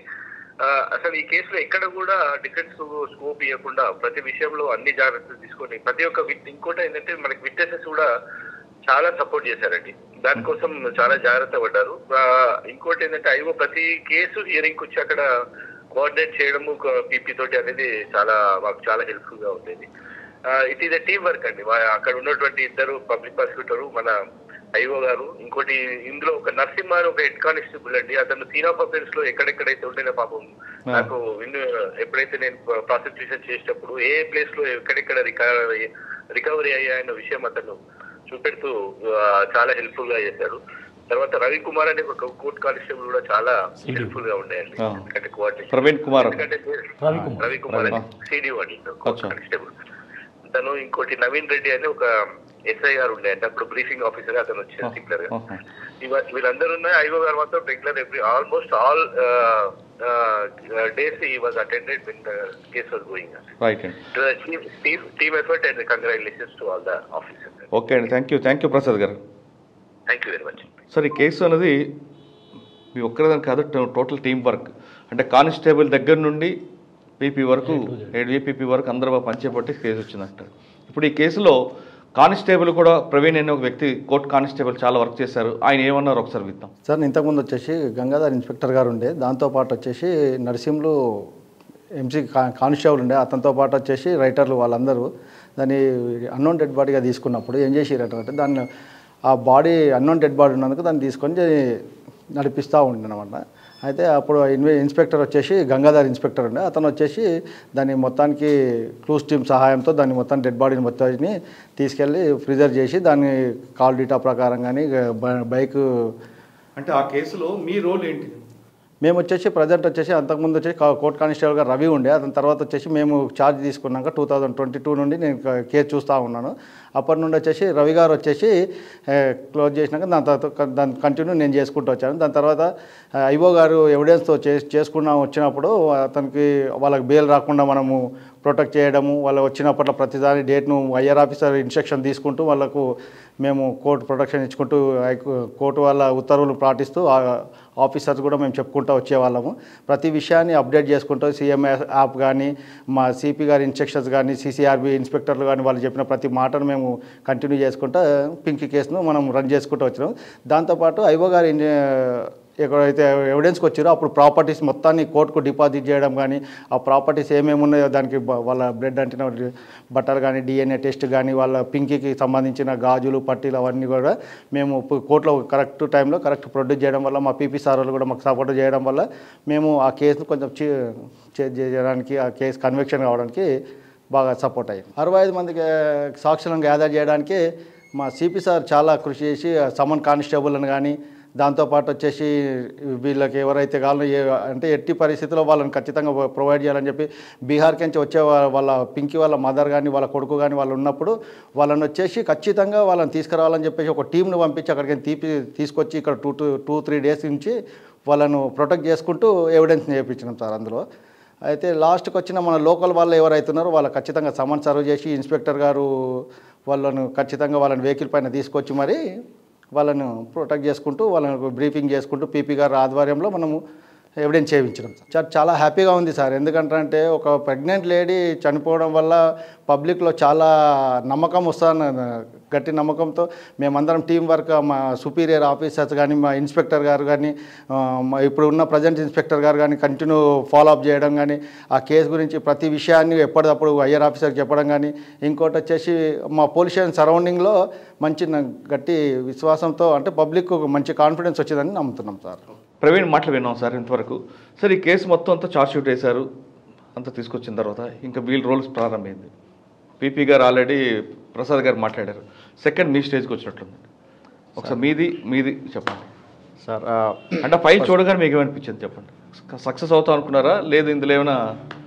నేను ఫస్ట్ అది షార్ట్ షీట్ వచ్చేసి దాదాపు ఒక 100 పేజెస్ ఉంటుంది. ఫస్ట్ ఒక షార్ట్ షీట్, తర్వాత సప్లిమెంటరీ షార్ట్ షీట్, రెండు కలిపి ఆల్మోస్ట్ అరౌండ్ 100 పేజెస్ ఉంటుంది. అదంతా చదివిన తర్వాత ఇందులో ఎక్సలెంట్ మెటీరియల్ ఉంది, ఇందులో కన్విక్షన్ గ్యారంటీగా వస్తుంది. ముందే అయితే నేను అటెండ్ అయింది తన చీఫ్ ఎగ్జామినేషన్ ఎండింగ్లో అటెండ్ అయినా.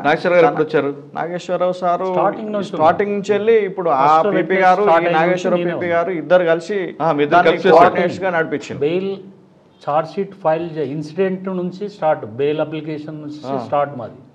అప్పటి నుంచే బెయిల్ అప్లికేషన్ డిస్మిస్ చేయడం, సార్ గారు రావడం, అపోజ్ చేయడం, Venkata Prasad sir under trial కావడానికి అండర్ ట్రయల్ చేయడానికి మెయిన్ ఐఓ గారిదే.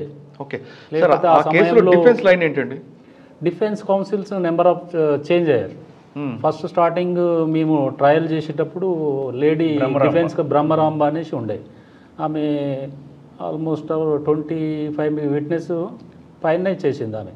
వాళ్ళు తీసుకున్న లైన్ ఏంటి అసలు? వాళ్ళ ప్లీల్ ఏంటండి?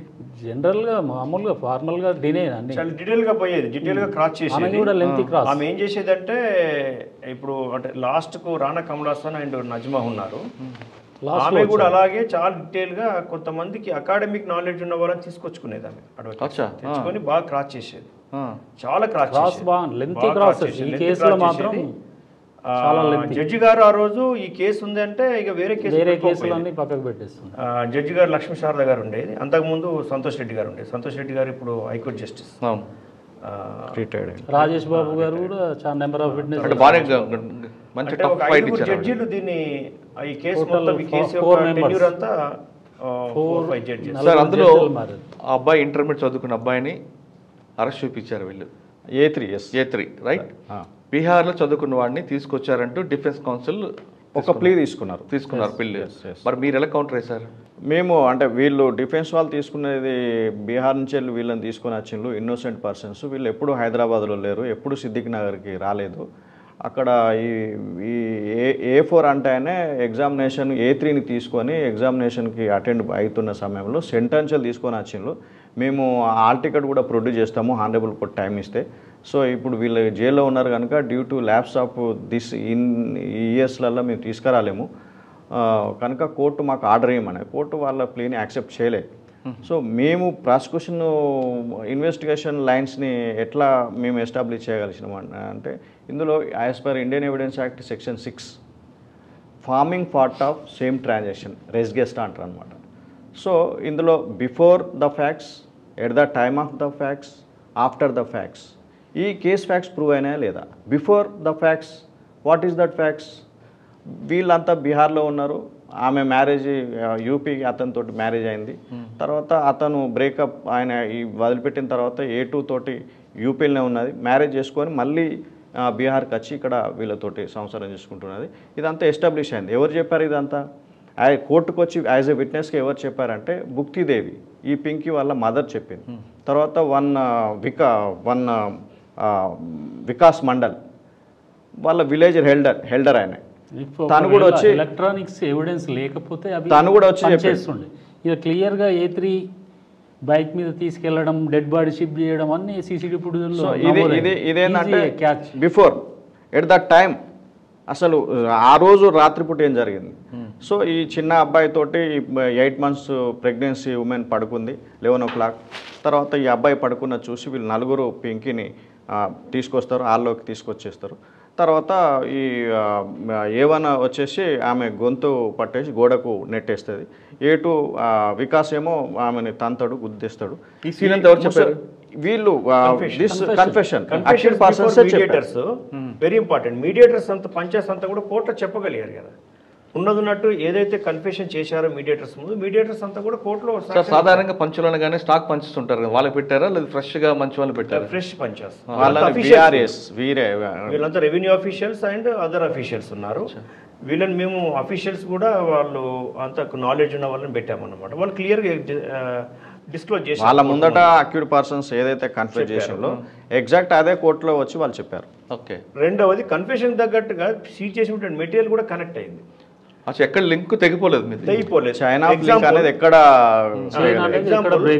ఇంట్లో అక్యూజ్ని అరెస్ట్ చేసేటప్పుడు బాడీని కట్ చేయడానికి ఉపయోగించినటువంటి ఎలక్ట్రికల్ కటింగ్ మిషన్ సీజ్ చేశాం. ఇంకా అంతకనే సీజ్ చేసి ఏం చేశాం, దాన్ని ఖచ్చితంగా ప్రెషర్ లోపల ఖచ్చితంగా బ్లడ్ ఉంటుంది, దాంట్లో బాడీ టిష్యూస్ ఉంటాయని ఆ బాడీ టిష్యూస్ అన్నీ కూడా మేము కలెక్ట్ చేసినటువంటి షాంపూల్స్ అన్నీ కూడా వీటన్నిటి బట్టలతో సహా సంచులతో సహా ఫోరెన్సిక్ ల్యాబొరేటరీకి ఎఫ్ఎస్ఎల్ అథారిటీస్ ఆ యొక్క ఎలక్ట్రికల్ కటింగ్ మిషన్ పూర్తి ఇప్పి లోపడున్నటువంటి DNA బ్లడ్ షాంపూల్ అంత ఎక్స్ట్రాక్ట్ చేశారు. చేసి మొత్తం క్రాస్ మ్యాచ్ చేస్తే బ్లడ్ స్టెయిన్స్, మళ్ళీ బాత్రూమ్ లో దొరికిన బ్లడ్ స్టెయిన్స్ అన్ని టాలీ ఇవన్నీ కూడా ఆ ఎలక్ట్రికల్ కటింగ్ మిషన్ ఉన్నటువంటి బ్లడ్, దాంట్లో ఉన్నటువంటి DNA సేమ్ బయోలాజికల్ ఆరిజిన్ అని చెప్పి రిపోర్ట్ వచ్చేసింది. అంటే ఎవరి దగ్గర సీజ్ అయింది? అక్యూట్ దగ్గర సీజ్ అయినటువంటి ఎలక్ట్రికల్ కటింగ్ మిషన్. ఏ ఎలక్ట్రికల్ కటింగ్ మిషన్ అయితే బాడీని కట్ చేయడానికి ఉపయోగించారో, ఎవరి బాడీని కట్ చేయడానికి ఉపయోగించారో ఆ బాడీ అంతా కూడా కనెక్ట్ అయిపోయింది. అంటే అఫెన్స్ చేయకముందుకు, అఫెన్స్ చేసినప్పుడు, అఫెన్స్ చేసిన తర్వాత అక్యూజ్ యొక్క ప్రజెన్స్ ప్రూవ్ అయిపోయింది.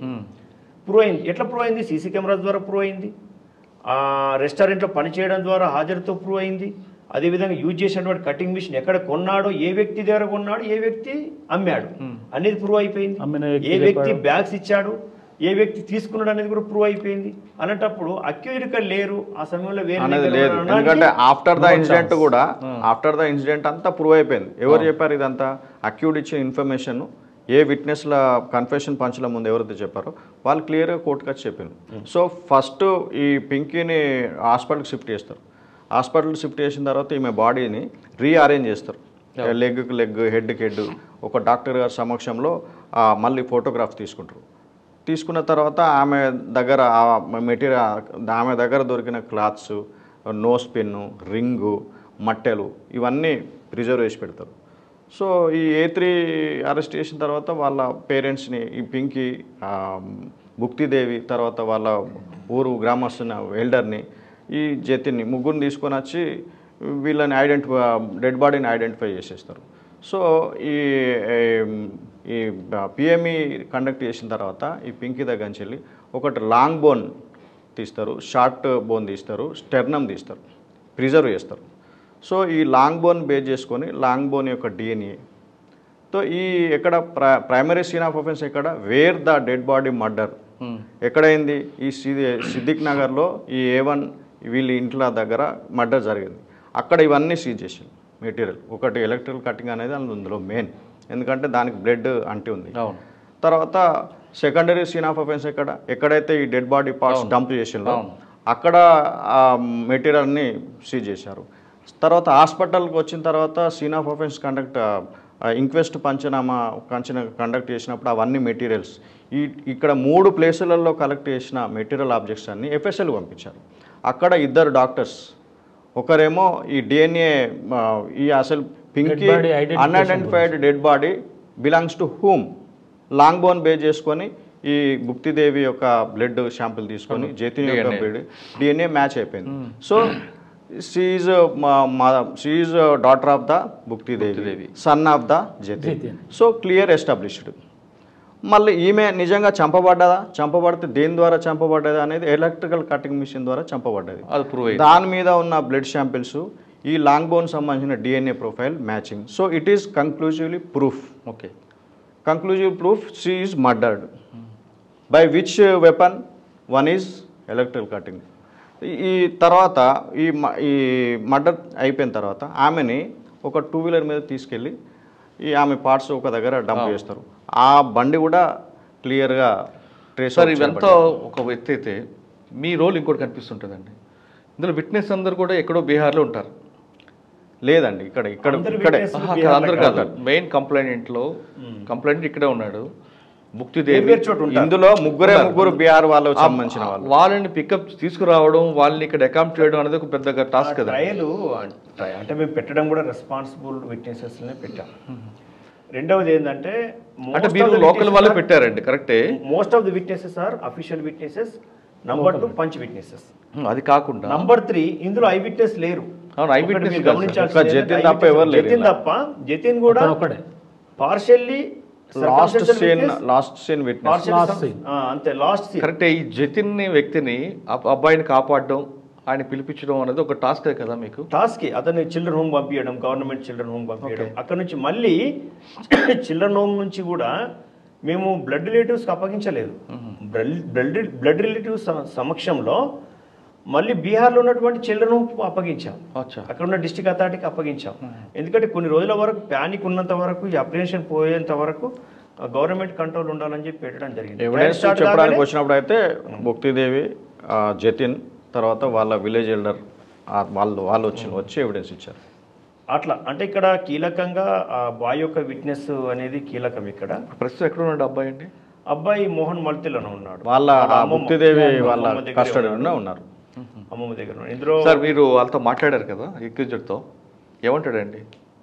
జతిన్తో మాట్లాడారు. జతిన్ కాదు, అక్యూజ్డ్ పర్సన్. అక్యూజ్డ్తో మేము మాట్లాడడానికి స్కోప్ లేదు ఇప్పుడు కాదు. అప్పుడు అక్యూజ్డ్తో మాట్లాడినప్పుడు అంటే కన్ఫెషన్ రికార్డ్ చేయడం. కన్ఫెషన్ పోలీసు మేము చేసే అంటే వాళ్ళే పశ్చాత్తాపం వచ్చిందా లేదు? వాళ్ళు అంతా క్లియర్ గా కన్ఫెషన్ చేశారు. నౌ అంటే వాళ్ళ ఎస్టర్డే వరకు కూడా they are feeling as a innocents. మేము ఏవి తప్పు చేయలేదు, మాకు కోర్టు శిక్ష అయ్యేది, మేము ఎప్పుడు రిలీజ్ అవుతాము, మమ్మల్ని ఎప్పుడు రిలీజ్ చేస్తారు. అంటే వాళ్ళకి సబ్జెక్ట్ లేక లేదు చంపడం అనేది ఈజీగా అనుకున్నారా? లేదు, మేము పట్టుకున్న తర్వాత ఎవిడెన్సెస్తో పట్టుకుంటాం కాబట్టి అక్యూజ్డ్ చేయలేదు అనడానికి కాదు. నా క్వశ్చన్ అది కాదు, చేయలేదు అని తప్పించుకోవడం కాదు, చేసాము తప్పు చేసాము అని పశ్చాత్తాపం అయితే ఇక్కడ కనవలేదు నాకైతే. యాజ్ పర్ మై అబ్జర్వేషన్ చాలా మంది మీ క్రిమినల్స్ చూస్తుంటారు, వాళ్ళకి ఏంటంటే ఒక మొండి ధైర్యం. మీరు అన్నట్టుగా కేసు అయింది, అరెస్ట్ అయ్యాం, జైలు పోయాం, బెయిల్ మీద వచ్చేస్తాం, ఏదో టైంలో బెయిల్ వచ్చేస్తాం, మా మీద కేసు కొట్టేస్తారు, మేము మంచి అడ్వకేట్స్ వాళ్ళు ప్రొఫెషనల్ ఏజ్ పర్సన్స్ కాబట్టి కొట్టేసేస్తారు అనేది వాళ్ళు అనుకున్నారు. కానీ ఈచ్ అక్యూజ్డ్ పర్సన్ కి క్రైమ్ టు ఇన్వాల్వ్మెంట్, అందరు క్రైమ్ అనేది ఖచ్చితంగా ఇన్వాల్వ్ అయింది. అంటే ఈచ్ అక్యూజ్డ్ పర్సన్స్ కు ఖచ్చితంగా కనెక్ట్ అయింది ఎవిడెన్స్ అనేది. కానీ ప్రీవియస్ రికార్డులో వీళ్ళకి ఏముందో క్రైమ్ ఉందా? లేదు. వీళ్ళు సార్ మీ సర్వీస్లో చాలా మంది క్రిమినల్స్ చూస్తుంటారు, ఈ సైకాలజీ ఏ విధంగా అర్థం చేసుకోవాలంటే వీళ్ళకి? అంటే చట్టం ముందు మేము చేయలేమని, న్యాయం పట్టుకోలేదు అనుకుంటున్నారా, లేదు ఏదైనా చేయొచ్చు అనే ఒక ఫీలింగ్లో ఉన్నారా వాళ్ళు? క్రిమినల్స్ యొక్క మోడస్ ఆపరెండి రకరకాలుగా ఉంటుంది. ఇప్పుడు మీరు చెప్తున్న సీన్ అంతా కూడా ఏదో అప్పటికప్పుడు జరిగింది కాదు, ఇది కాన్స్పిరసీ కనిపిస్తుంది క్లియర్గా. అంటే 2 విధాలు. ఒకటి మెన్సీరియా, నేర ప్రవృత్తి ఉన్న వాళ్ళు నేరం చేయడం. అవును. రెండవది ఆ సమయంలో క్షణికావేశంలో నేరం చేయడం వేరు. ఇది క్షణికావేశం కాదు. ఈ సమయంలో క్షణికావేశం లేదు ఇక్కడ, తొలగించుకోవాలనే ఉద్దేశంతో లోకలైజ్ గా లోకలైజ్గా ప్రీ ప్లాన్గా లోకలైజ్గా జరిగినటువంటి కాన్స్పిరసీ ఇది తొలగించుకోవాలి. మీరు అన్నట్టు ఒకవేళ మర్డర్ ఏదో అనుకోకుండా జరిగింది, కానీ మళ్ళీ దాని కటింగ్ మిషన్ తీసుకొచ్చి కట్ చేయడము, ఆ బాడీని ఎవరు తెలియకుండా తీసుకుపోయి ఎక్కడండి వాళ్ళకి, ఇదంతా క్రిమినల్ మైండ్. ఇప్పుడు ఈమె తొలగించుకోవాలి, ఈ అక్యూజ్ని ఇక్కడ నుంచి తొలగించుకోవాలి, ఈమెను ఎవరు గుర్తుపట్టారు, మిస్సింగ్ కేసు కూడా కంప్లీట్ ఇచ్చే అవకాశం కూడా లేదు అని ఒక నిర్ధారణకు వచ్చి చేయడం జరిగింది. ఈ బాడీని తొలగించుకోవాలనే ఉద్దేశంలో ఈ బ్యాగ్స్ ప్రొక్యూర్ చేయడము, ఎలక్ట్రికల్ కటింగ్ మిషన్ ప్రొక్యూర్ చేయడం అనేది ఆ సమయంలో వాళ్ళ క్లియర్ కట్ మెన్షీరియా ఉన్నట్టే, నేర ప్రవృత్తి ఉన్నట్టే. సాధారణంగా తెలియదు శనికావంశంలో మర్డర్ చేసిన తర్వాత ఎక్కడ డంప్ చేయడమో లేదంటే ఏదో తాళం వేసి వెళ్ళిపోవడం చేస్తుంటారు, మీరు చాలా కేసులు చూస్తుంటారు. కానీ ప్రీ ప్లాన్డ్ గానే కట్ చేసి డిసపియరెన్స్ ఆఫ్ ద వాళ్ళ మైండ్ సెట్ లో కొంత ఎక్కడో ఉంది ఉంది ఉంది ఉంది. ఒకసారి ఆ ప్రొనౌన్సియేషన్ విన్నగానే మీకు ఏమనిపించిందండి? నేను జడ్జిమెంట్ ఇచ్చిన రోజు ఉన్నాను అక్కడ. స్టార్టింగ్ అంటే ఒక పేపర్తో కంప్లైంట్, ఒక పేపర్ కంప్లైంట్తో మొదలయ్యి కొన్ని వేల పేజీల వరకు సిడి ఫైల్ అంటాం, కేస్ డైరీ ఫైల్, అదంతా కూడా కృషి అంతా ఒకసారి గుర్తు రావడం. రెండవది అంటే detection part, investigation part and prosecution part. ఇందులో పనిచేసే వాళ్ళంతా మనం ఒక టీమిండియా, ఒక క్రికెట్ టీం లాగానే యాంపరింగ్ చేస్తారు, అదేవిధంగా బ్యాటింగ్ చేస్తారు, బౌలింగ్ చేస్తారు, ఫీల్డింగ్ అందరూ చేయడం వల్ల ఇది వచ్చేటువంటి విజయం అని చెప్పి అందరూ ఒకసారి గుర్తుకొచ్చారు. ఇక్కడ కన్విక్షన్ రావడం వల్ల అంతా గుర్తుకొచ్చారు. సార్ గుర్తుకొచ్చారు, 100% కన్విక్షన్ వస్తుందని స్టార్టింగ్ నుంచి ఇందులో డిఫెన్స్ కౌన్సిల్ కానీ మోటివ్ ఏమి డివైడ్ అవుతుంది అనేసి ఒక ఎలా అంటే A3 AJ A2 ఉంటుంది, ఈక్వల్గా కనబడతారు వాళ్ళు. సో A3 అంత పెద్ద కొడుకుని పెట్టుకొని అలాంటి ఏజ్ ఉన్న వ్యక్తితోటి ఎలా రిలేషన్ పెట్టుకుంటారు? అది ఎక్కడొచ్చింది అసలు? A2కి ఈ A1కి మధ్యలో ఈ ఫిజికల్ రిలేషన్షిప్ అనేది పోలీస్ ఇన్వెస్టిగేషన్లు చెబుతున్నారు, కానీ ఎక్కడ ప్రూవ్ కాలేదు. ఈ అంటే ఈ మమతా జా ప్లస్ ఈ వికాస్ కశ్యప్ మధ్యలో ఇల్లీగల్ రిలేషన్షిప్ అనేది ఎక్కడ ఎస్టాబ్లిష్ కాలేదు. మేము కూడా ఎస్టాబ్లిష్ చేయలేకపోయినాం. సమ్ విట్నెస్ కోర్టులో చెప్పాలి వీళ్ళిద్దరి మధ్యలో ఫిజికల్ రిలేషన్షిప్ ఉంది అని చెప్పాలి. అది ఎక్కడ రాలేదు. కాకపోతే నేను ఆర్గ్యుమెంట్లో ఇప్పుడు అదర్ సైడ్ మోటివ్ లేదు అని ఆర్గ్యుమెంట్ చెప్తున్నాడు.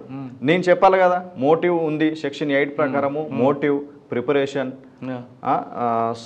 Subsequent conduct. మోటివ్ అంటే నేను చంపాలని ఇంటెన్షన్ ఉండాలి, ప్రిపరేషన్ అంటే నేను చాలా ప్రిపేర్ చేసుకున్నా, నేను 2 వీలర్ కలెక్ట్ చేసిన, దాన్ని నేను ఎట్లా ఎక్స్ప్లెయిన్ చేసినానంటే as being a lady without that physical relationship with A2 అది లేదు అని అనుకుంటే నేను ఎట్లా ఒక మర్డర్ చేయగలుగుతా, నేను ఎట్లా ఇన్వాల్వ్ చేయగలుగుతా? కన్ఫెషన్లో క్లియర్గా కన్ఫెషన్లో వచ్చింది. దీంట్లో A1 A3 A4 family members వీళ్ళు మొత్తం వచ్చేసి Biharis. Only disease person and A2 వాళ్ళు వచ్చి యూపీ, ఉత్తరప్రదేశ్. ఎక్కడైతే వీళ్ళందరూ ఒక దగ్గర ఎట్లా ఉండగలుగుతారు? Husband is not family member కదా ఫస్ట్ హస్బెండ్ A2 అంటే. ఆమె కొంచెం అతనితోటి తాగి వచ్చి కొట్టడంతో దాంతో అతని హస్బెండ్ తోటి దూరం అయ్యి ఈ A2 తోటి డిసీజ్ A2 తోటి రిలేషన్షిప్ ఎక్కడెక్కడ అక్కడికే వస్తున్నా. డిసీజ్డ్కు A2కు ఇల్లీగల్ ఎఫ్ఐఆర్ అక్కడ స్టార్ట్ అయింది. ఆ తర్వాత వాళ్ళు మళ్ళీ ఎక్కడ అంటే ఇప్పుడు వాళ్ళ తల్లి గారు వచ్చేసి A1 A3 విలేజ్ సేమ్ మళ్ళీ ఒకటే విలేజ్. వాళ్ళు అక్కడ నుంచి ఇక్కడికి రావడానికి రీజన్ కూడా ఎఫ్ఐఆర్ అంటే మా ఇన్వెస్టిగేషన్లో అంత వచ్చింది. మమతా జాకి ఈ వికాస్ కశ్యప్ మధ్యలో ఇల్లీగల్ కాంటాక్ట్ ఆమె కన్విన్స్ చేసిందంటే illegal contact extra marital relation ఎప్పుడు కూడా ప్రూవ్ చేయలేము. అది వాళ్ళ మధ్యలో ఉన్నటువంటి రిలేషన్ మనం ప్రూవ్ చేయలేము. కానీ ఇక్కడ ఏంటి, అక్యూజ్డ్ ఇచ్చినటువంటి కన్ఫెషన్ బిఫోర్ ది మీడియేటర్స్, ఆ కన్ఫెషన్ రికార్డ్ అయిపోయింది. కానీ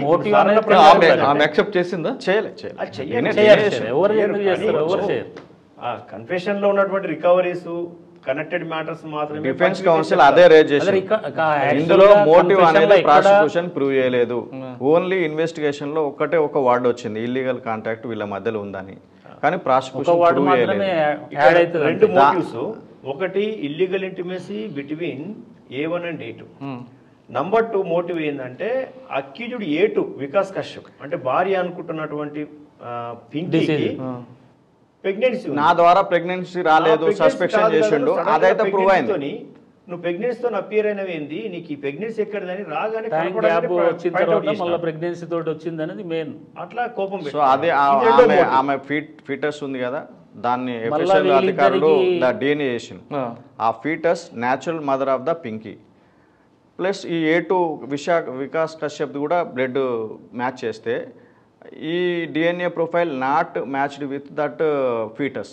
so is not father of that foetus, but whereas the foetus mother of the Pinky. So the A2 suspicion is right. So that pregnancy not belongs to me.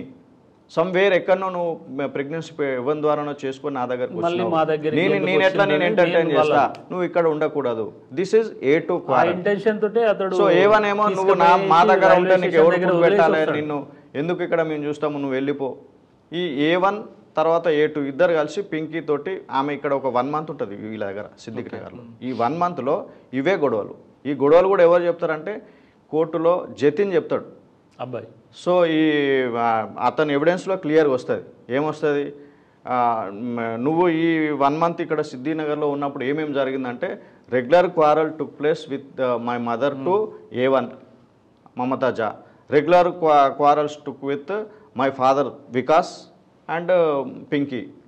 So గొడవలు జరుగుతుండే అనేది చెప్పింది, కానీ ఈయన ఈ 7 years ఓల్డ్ బాయ్ చెప్పలేడు కదా. లేకపోతే మామూలుగా తరచుగా అంత గొడవ రాదు. అబ్బాయిలో ఎవిడెన్స్లో వస్తున్నది క్లియర్గా. ఎవ్రీ టైం ఆమె ఇన్సిస్ట్ చేస్తుంది డిఫెన్స్ రేజ్ చేసిన ఈ ప్లీని మోటివ్ ఎట్లా మీరు మోటివ్ ప్రూవ్ కాలేదు అని అంటే నేనేం చెప్పిన అంటే sir being A1 sir judge గారికి యువర్ ఆనర్ ఈ కేసులో మోటివ్ ప్రూవ్ చేయలేదు అని అంటున్నారు కదా. మోటివ్ బీయింగ్ ఏ లేడీ, నేను అక్యూడ్ని, నేను ఒక మర్డర్లో పాల్గొని నేనే మొత్తం ప్యాక్ చేసి ఎంటైర్ ఎపిసోడ్లో నేనే ఉండి, so some female persons feared ఈ డెడ్ బాడీని చూసి వాళ్ళు ఎక్కడికో పారిపోవడము లేకపోతే ఇంట్లో పార్టిసిపేట్ చేయరు. ఆమెనే వాళ్ళ కొడుకుతో సహా ఇద్దరు కలిసి ఒక బైక్ మీద ఈ గన్నీ బ్యాగ్స్ పట్టుకొని, ఈవెన్ ఈమె భయపడి ఊరుకుంటే A2 అన్న పోవాలి. వికాస్ కశ్యప్ తర్వాత ఈ అమర్నాథ్ జా, వీళ్ళు మేల్ పర్సన్స్ అన్న రాత్రి 3:30కి లేచి బ్యాగ్స్ని స్కూటర్ మీద పెట్టుకొని బైక్ మీద పెట్టుకొని కొంత దూరం కొన్ని కాలనీస్ అంజయ్ నగర్, సిద్దిక్ నగర్, హైటెక్ సిటీ, కొండాపూర్ ఇవన్నీ దాటుకుంటూ ఈమె అంత నిజంగా అంత ఇన్వాల్వ్మెంట్ ఎందుకుంటుంది వితౌట్ ఎఫ్ఐఆర్ నిజంగా ఫిజికల్ లేదనుకుంటా. ఏం డ్రైవ్ చేసిందని ఆ లేడీని, some motive which drive that Mamata Jha to commit this offense, to participate in this offense, to disappear the body parts. ఇవన్నీ కోర్టు కూడా నమ్మింది. ఖచ్చితంగా ఎవిడెన్సెస్ జడ్జిమెంట్ ఇచ్చింది. సార్ అన్నట్టు 81 objects, material objects connected with all accused persons. ఇప్పుడు number 2 motive ఏదైతే ఉందో, accuse person అడుగుతాం సాధారణంగా ఎందుకు చంపాల్సి వచ్చింది అంటే నాకు ఆ మీద కషి ఉంది, ఆమె ప్రెగ్నెన్సీతో వచ్చింది. కన్ఫెషన్లో రాసినప్పుడు దాన్ని ప్రూవ్ చేయాల్సిన అవసరం ఉంది కదా. 2 విధాలుగా పనికొచ్చింది మాకు. ఒకటి ఏంటంటే అతని డిఎన్ఏను FSLలో ఫ్యూటస్ డిఎన్ఏను పోల్చాం. కంపారిజన్ చేస్తే అతని డిఎన్ఏ కాదు. ఎస్, నీ యొక్క మోటివ్ కరెక్ట్ అయింది, ఇక్కడ నీకు చంపాలనుకున్నావు కాబట్టి చంపావు, నీది కాదు కనుక నువ్వు చంపేసినావు. రైట్, అట్లా ఉండొచ్చు, ప్రీవియస్ ఎఫ్ఐఆర్ ఉండొచ్చు, కానీ ఒకవేళ పిండం డిఎన్ఏ కూడా టాలీ అయితే ఎస్ నీ భార్యనే కాబట్టి నువ్వు చంపావు, ఈమెతో కనెక్ట్ అయినావు కాబట్టి ఇల్లీగల్ ఇంటిమేసీ A1తో ఉంది కాబట్టి నువ్వు చంపావు, ఈమెతో ఉండాలని ఉద్దేశంతో చంపావు. అంటే అట్లా కూడా మనం ఆ మోటివ్ని కనెక్ట్ చేసాం. ఈ కేసులో 3, ఒకటి first technical evidence, second technical evidence is CCTV ఫుటేజ్లో రికార్డ్ అయిన టోటల్, సెకండ్ వచ్చేసి డిసిడ్ యొక్క long bone matched with Bhuktidevi mother. So Pinky is third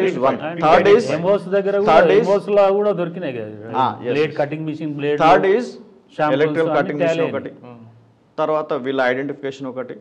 so ఈ ఎలక్ట్రికల్ కటింగ్ మిషన్ యొక్క డిఎన్ఏ ఈ పింకీ యొక్క డిఎన్ఏ మ్యాచ్ కావడం వల్ల కంక్లూజివ్ ప్రూఫ్ 2 times ప్రూవ్ చేయబడ్డది. One is conclusive proof deceased identified she is daughter of ముక్తిదేవి sun of the Jatin. This is one of the conclusive proof. Another conclusive proof is the ఈ అఫెన్స్లో use చేసిన material ఒకటి electrical cutting machine, ఇంకొకటేమో bike. ఈ రెండింటిని కూడా technical evidence ద్వారా prove చేసినాం. ఇది last final conclusion. 3 conclusion proofs ద్వారా ఈ case conviction. One of the evidences bags కూడా బ్యాగ్స్ ప్యాక్ చేయడానికి ఇచ్చినటువంటి బ్యాగ్స్ కూడా ఏ వ్యక్తి అయితే ఇచ్చిండో కిరాణా షాపు మూర్తి ఆ బ్యాగ్స్ నేనే ఇచ్చానని కోర్టులో ఒప్పుకున్నాడు, చూపించి ఐడెంటిఫై చేశాడు వీటిని. సూపర్. ఆ బ్యాగ్స్ లోనే ప్యాక్ అయింది, ఆ బ్యాగ్స్ లోనే బ్లడ్ షాంపుల్స్ దొరికాయి. ఆ బ్యాగ్స్ ఉన్నటువంటి blood samples electrical cutting machine కి అదే విధంగా డిసీజ్డ్ పింకీ యొక్క బాడీ టిష్యూస్ కి మ్యాచ్ అయిపోయింది. లాస్ట్ సీన్ థియరీ ఇందులో లాస్ట్ సీన్ థియరీ ఎవరు? జతిన్ వాళ్ళ అమ్మతో రాత్రి పడుకున్నాడు. తెల్లారి చూసరికి ఆ పింకీ కింద హాల్లో పడుకోబెట్టి ఉంటుంది. సో లేచి మా అమ్మకి ఏమైంది, ఎందుకు పడుకోబెట్టిండు అని అడిగితే మీ అమ్మకి ఆరోగ్యం మంచిగా లేదు, ఆమె కడుపు నొప్పి లేస్తుంది, పడుకున్నది, నువ్వు డిస్టర్బెన్స్ చేయకని చెప్పి ఈ A4 అతన్ని టెర్రాస్ పైకి తీసుకెళ్ళడము, లేకపోతే ఆ కింద కాలనీకి తీసుకుపోవడము, ఈ డెడ్ బాడీని ఇట్లనే పెట్టేసి. సో సమ్ అవర్స్ తర్వాత చంపేటప్పుడు అక్కడ నుంచి సీన్ల నుంచి పక్కకు సమ్ అవర్స్ తర్వాత మళ్ళీ అబ్బాయి వస్తాడు. అరే మా మదర్ ఏది, ఇక్కడ 2 గన్ని బ్యాగ్స్ ఉన్నాయి కదా, ఇందులో ఏమున్నా అంటే మీ మదర్ని హాస్పిటల్లో షిఫ్ట్ చేసినాము, ఆమె ట్రీట్మెంట్ తీసుకుంటుంది, ఇందులో మీ అమ్మకు సంబంధించిన బట్టలు ఇందులో ఉన్నాయి అంటే అప్పుడు ఆ సమయంలో అబ్బాయి అబ్జర్వ్ చేస్తాడు, మొత్తం రక్త మార్గాలు ఉంటాయి, స్మెల్ వస్తుంది. సో ఈ థాట్ దట్ మా మదర్కి ఏమో జరిగింది అని నేను అనుకున్నా అని కోర్టులో జడ్జి గారి ముందట సాక్ష్యం చెప్పాను. ఆయన గ్రేట్ అండి అబ్బాయి. అవే బ్లడ్ షాంపుల్స్ ఆ పగిలిపోయిన గాజులు మనం సీజ్ చేసి కోర్టులో డిపాజిట్ చేయడం జరిగింది. ఆ బ్లడ్ షాంపుల్స్ మనకు టాలీ అయ్యాయి ఎలక్ట్రికల్ కటింగ్ మిషన్తో. అట్లా ఇందులో ఇంకోటి ఏంటంటే జడ్జిమెంట్ చనిపోయింది మదర్ కాబట్టి, ఆమె పిల్లలు ఉంటారు కాబట్టి, వాళ్ళు డెస్టిట్యూట్ అవుతారు కాబట్టి దాన్ని దృష్టిలో పెట్టుకుని కోర్టు కంపెన్సేషన్ కూడా అవార్డు చేసింది. ఎంత వచ్చిందండి వాళ్ళకి? మళ్ళీ అంటే డిస్ట్రిక్ట్ లీగల్ అథారిటీ వాళ్ళు. అది ఎవరు పే చేయాలి? Government district legal cell authority అని ఉంటుంది, దానికి ఫండ్ ఉంటుంది. తెలంగాణ గవర్నమెంట్ ఇస్తుందా? అది కూడా మనము దాన్ని పర్సూ చేయాలి. రాష్ట్ర డీజీపీ గారు సార్కి కృతజ్ఞతలు. మా director of prosecutions honourable Shrimati Vaijayanti madam గారు స్పెషల్ పబ్లిక్ ప్రాసిక్యూటర్గా నన్ను ఈ కేసులో అపాయింట్ చేయడము, నాకు బాధ్యతలు ఇవ్వడము, నేను సమర్థవంతంగా నిర్వహించడము జరిగింది. స్పెషల్గా మా director of prosecution madam Vyjayanthi గారికి ప్రత్యేకమైన ధన్యవాదాలు తెలియజేస్తున్నాను. పింకీ మర్డర్ కేసులో 1-2 కాదు, టోటల్ టీం వర్క్ బట్టి నిందితులకు శిక్ష పడింది. ఇందులో పింకీ కొడుకు చాలా తెలివైనవాడు. చిన్నపిల్లాడైనా సరే ధైర్యంగా కోర్టుకు వచ్చి జరిగినట్లుగా చూసినట్లు చెప్పబట్టి ఈ కేసుకి చాలా పెద్ద బ్రేక్తో చెప్పచ్చు. కేసు జరగడం, పోలీసులు వెళ్ళడం, ఛార్జ్షీట్ వేయడం, తర్వాత వాళ్ళకున్న పని ఒత్తిడిలో మరిగిపోతుంటాయి. కానీ ఈ కేసులో గంగాధర్ గారు స్టార్టింగ్ దగ్గర నుండి ఛార్జ్షీట్ వేసే వరకు ఆయనకున్న ప్యాషన్ అవ్వచ్చు లేదా ప్రొఫెషనల్ మీద కావచ్చు, కేసును కంప్లీట్గా ఛార్జ్షీట్ వేయడం వరకు ఆయన కృషి చేశారు. ఛార్జ్షీట్ వేసిన తర్వాత ప్రాసిక్యూషన్ యొక్క వర్క్ స్టార్ట్ అవుతుంది. ప్రాసిక్యూషన్ కూడా కరెక్ట్గా ఫ్రేమ్స్ చేసుకుంటూ ఎక్కడ చైన్ ఆఫ్ లింక్ తెగిపోకుండా కరెక్ట్గా ఎవిడెన్స్ తీసుకురావడం, 1-2 కాదు 3 ప్రాసిక్యూటర్ కరెక్ట్గా పనిచేయడం. అంటే ఇందులో ఐఓ దగ్గర నుండి కానిస్టేబుల్ నుంచి ప్రాసిక్యూటర్ వరకు కూడా కరెక్ట్గా పనిచేపట్టి ఆ 4కి కోర్టు జైలు శిక్ష ఇచ్చింది. ఆ కేసులో ఇంకా మనం నేర్చుకోవాల్సింది ఏంటంటే, ఇకపై తెలంగాణ రాష్ట్రంలో నేరం చేయాలంటే 1-2 ఆలోచించుకోవాల్సి వస్తుంది. ప్రతి నేరస్తుడు అనుకుంటాడు నేను ఏ నేరం చేసినా బయటపడతాను, నాకు ఎవరేం చేయలేరు. కానీ ప్రతి నేరస్తుడు తెలియకుండానే ఒక క్లూ అనే ఒక కార్డుని అక్కడ పడి వెళ్ళిపోతాడు. ఈ కేసులో ఖచ్చితంగా సీసీటీవీ పనిచేసింది. అప్పుడున్న సిపి గారు ఆ టీం వర్క్ ఖచ్చితంగా పనిచేపట్టి ఆ 4కి కోర్టు కఠిన శిక్షణ ఇచ్చింది. ఇది పింకీ మర్డర్ కేసులో చాలా స్పష్టమైన ఇది. వచ్చే వారం మరో ఎన్ఎల్సీలో మళ్ళీ కలుద్దాం. అంతవరకు నమస్తే సార్. నమస్తే. నమస్కారం.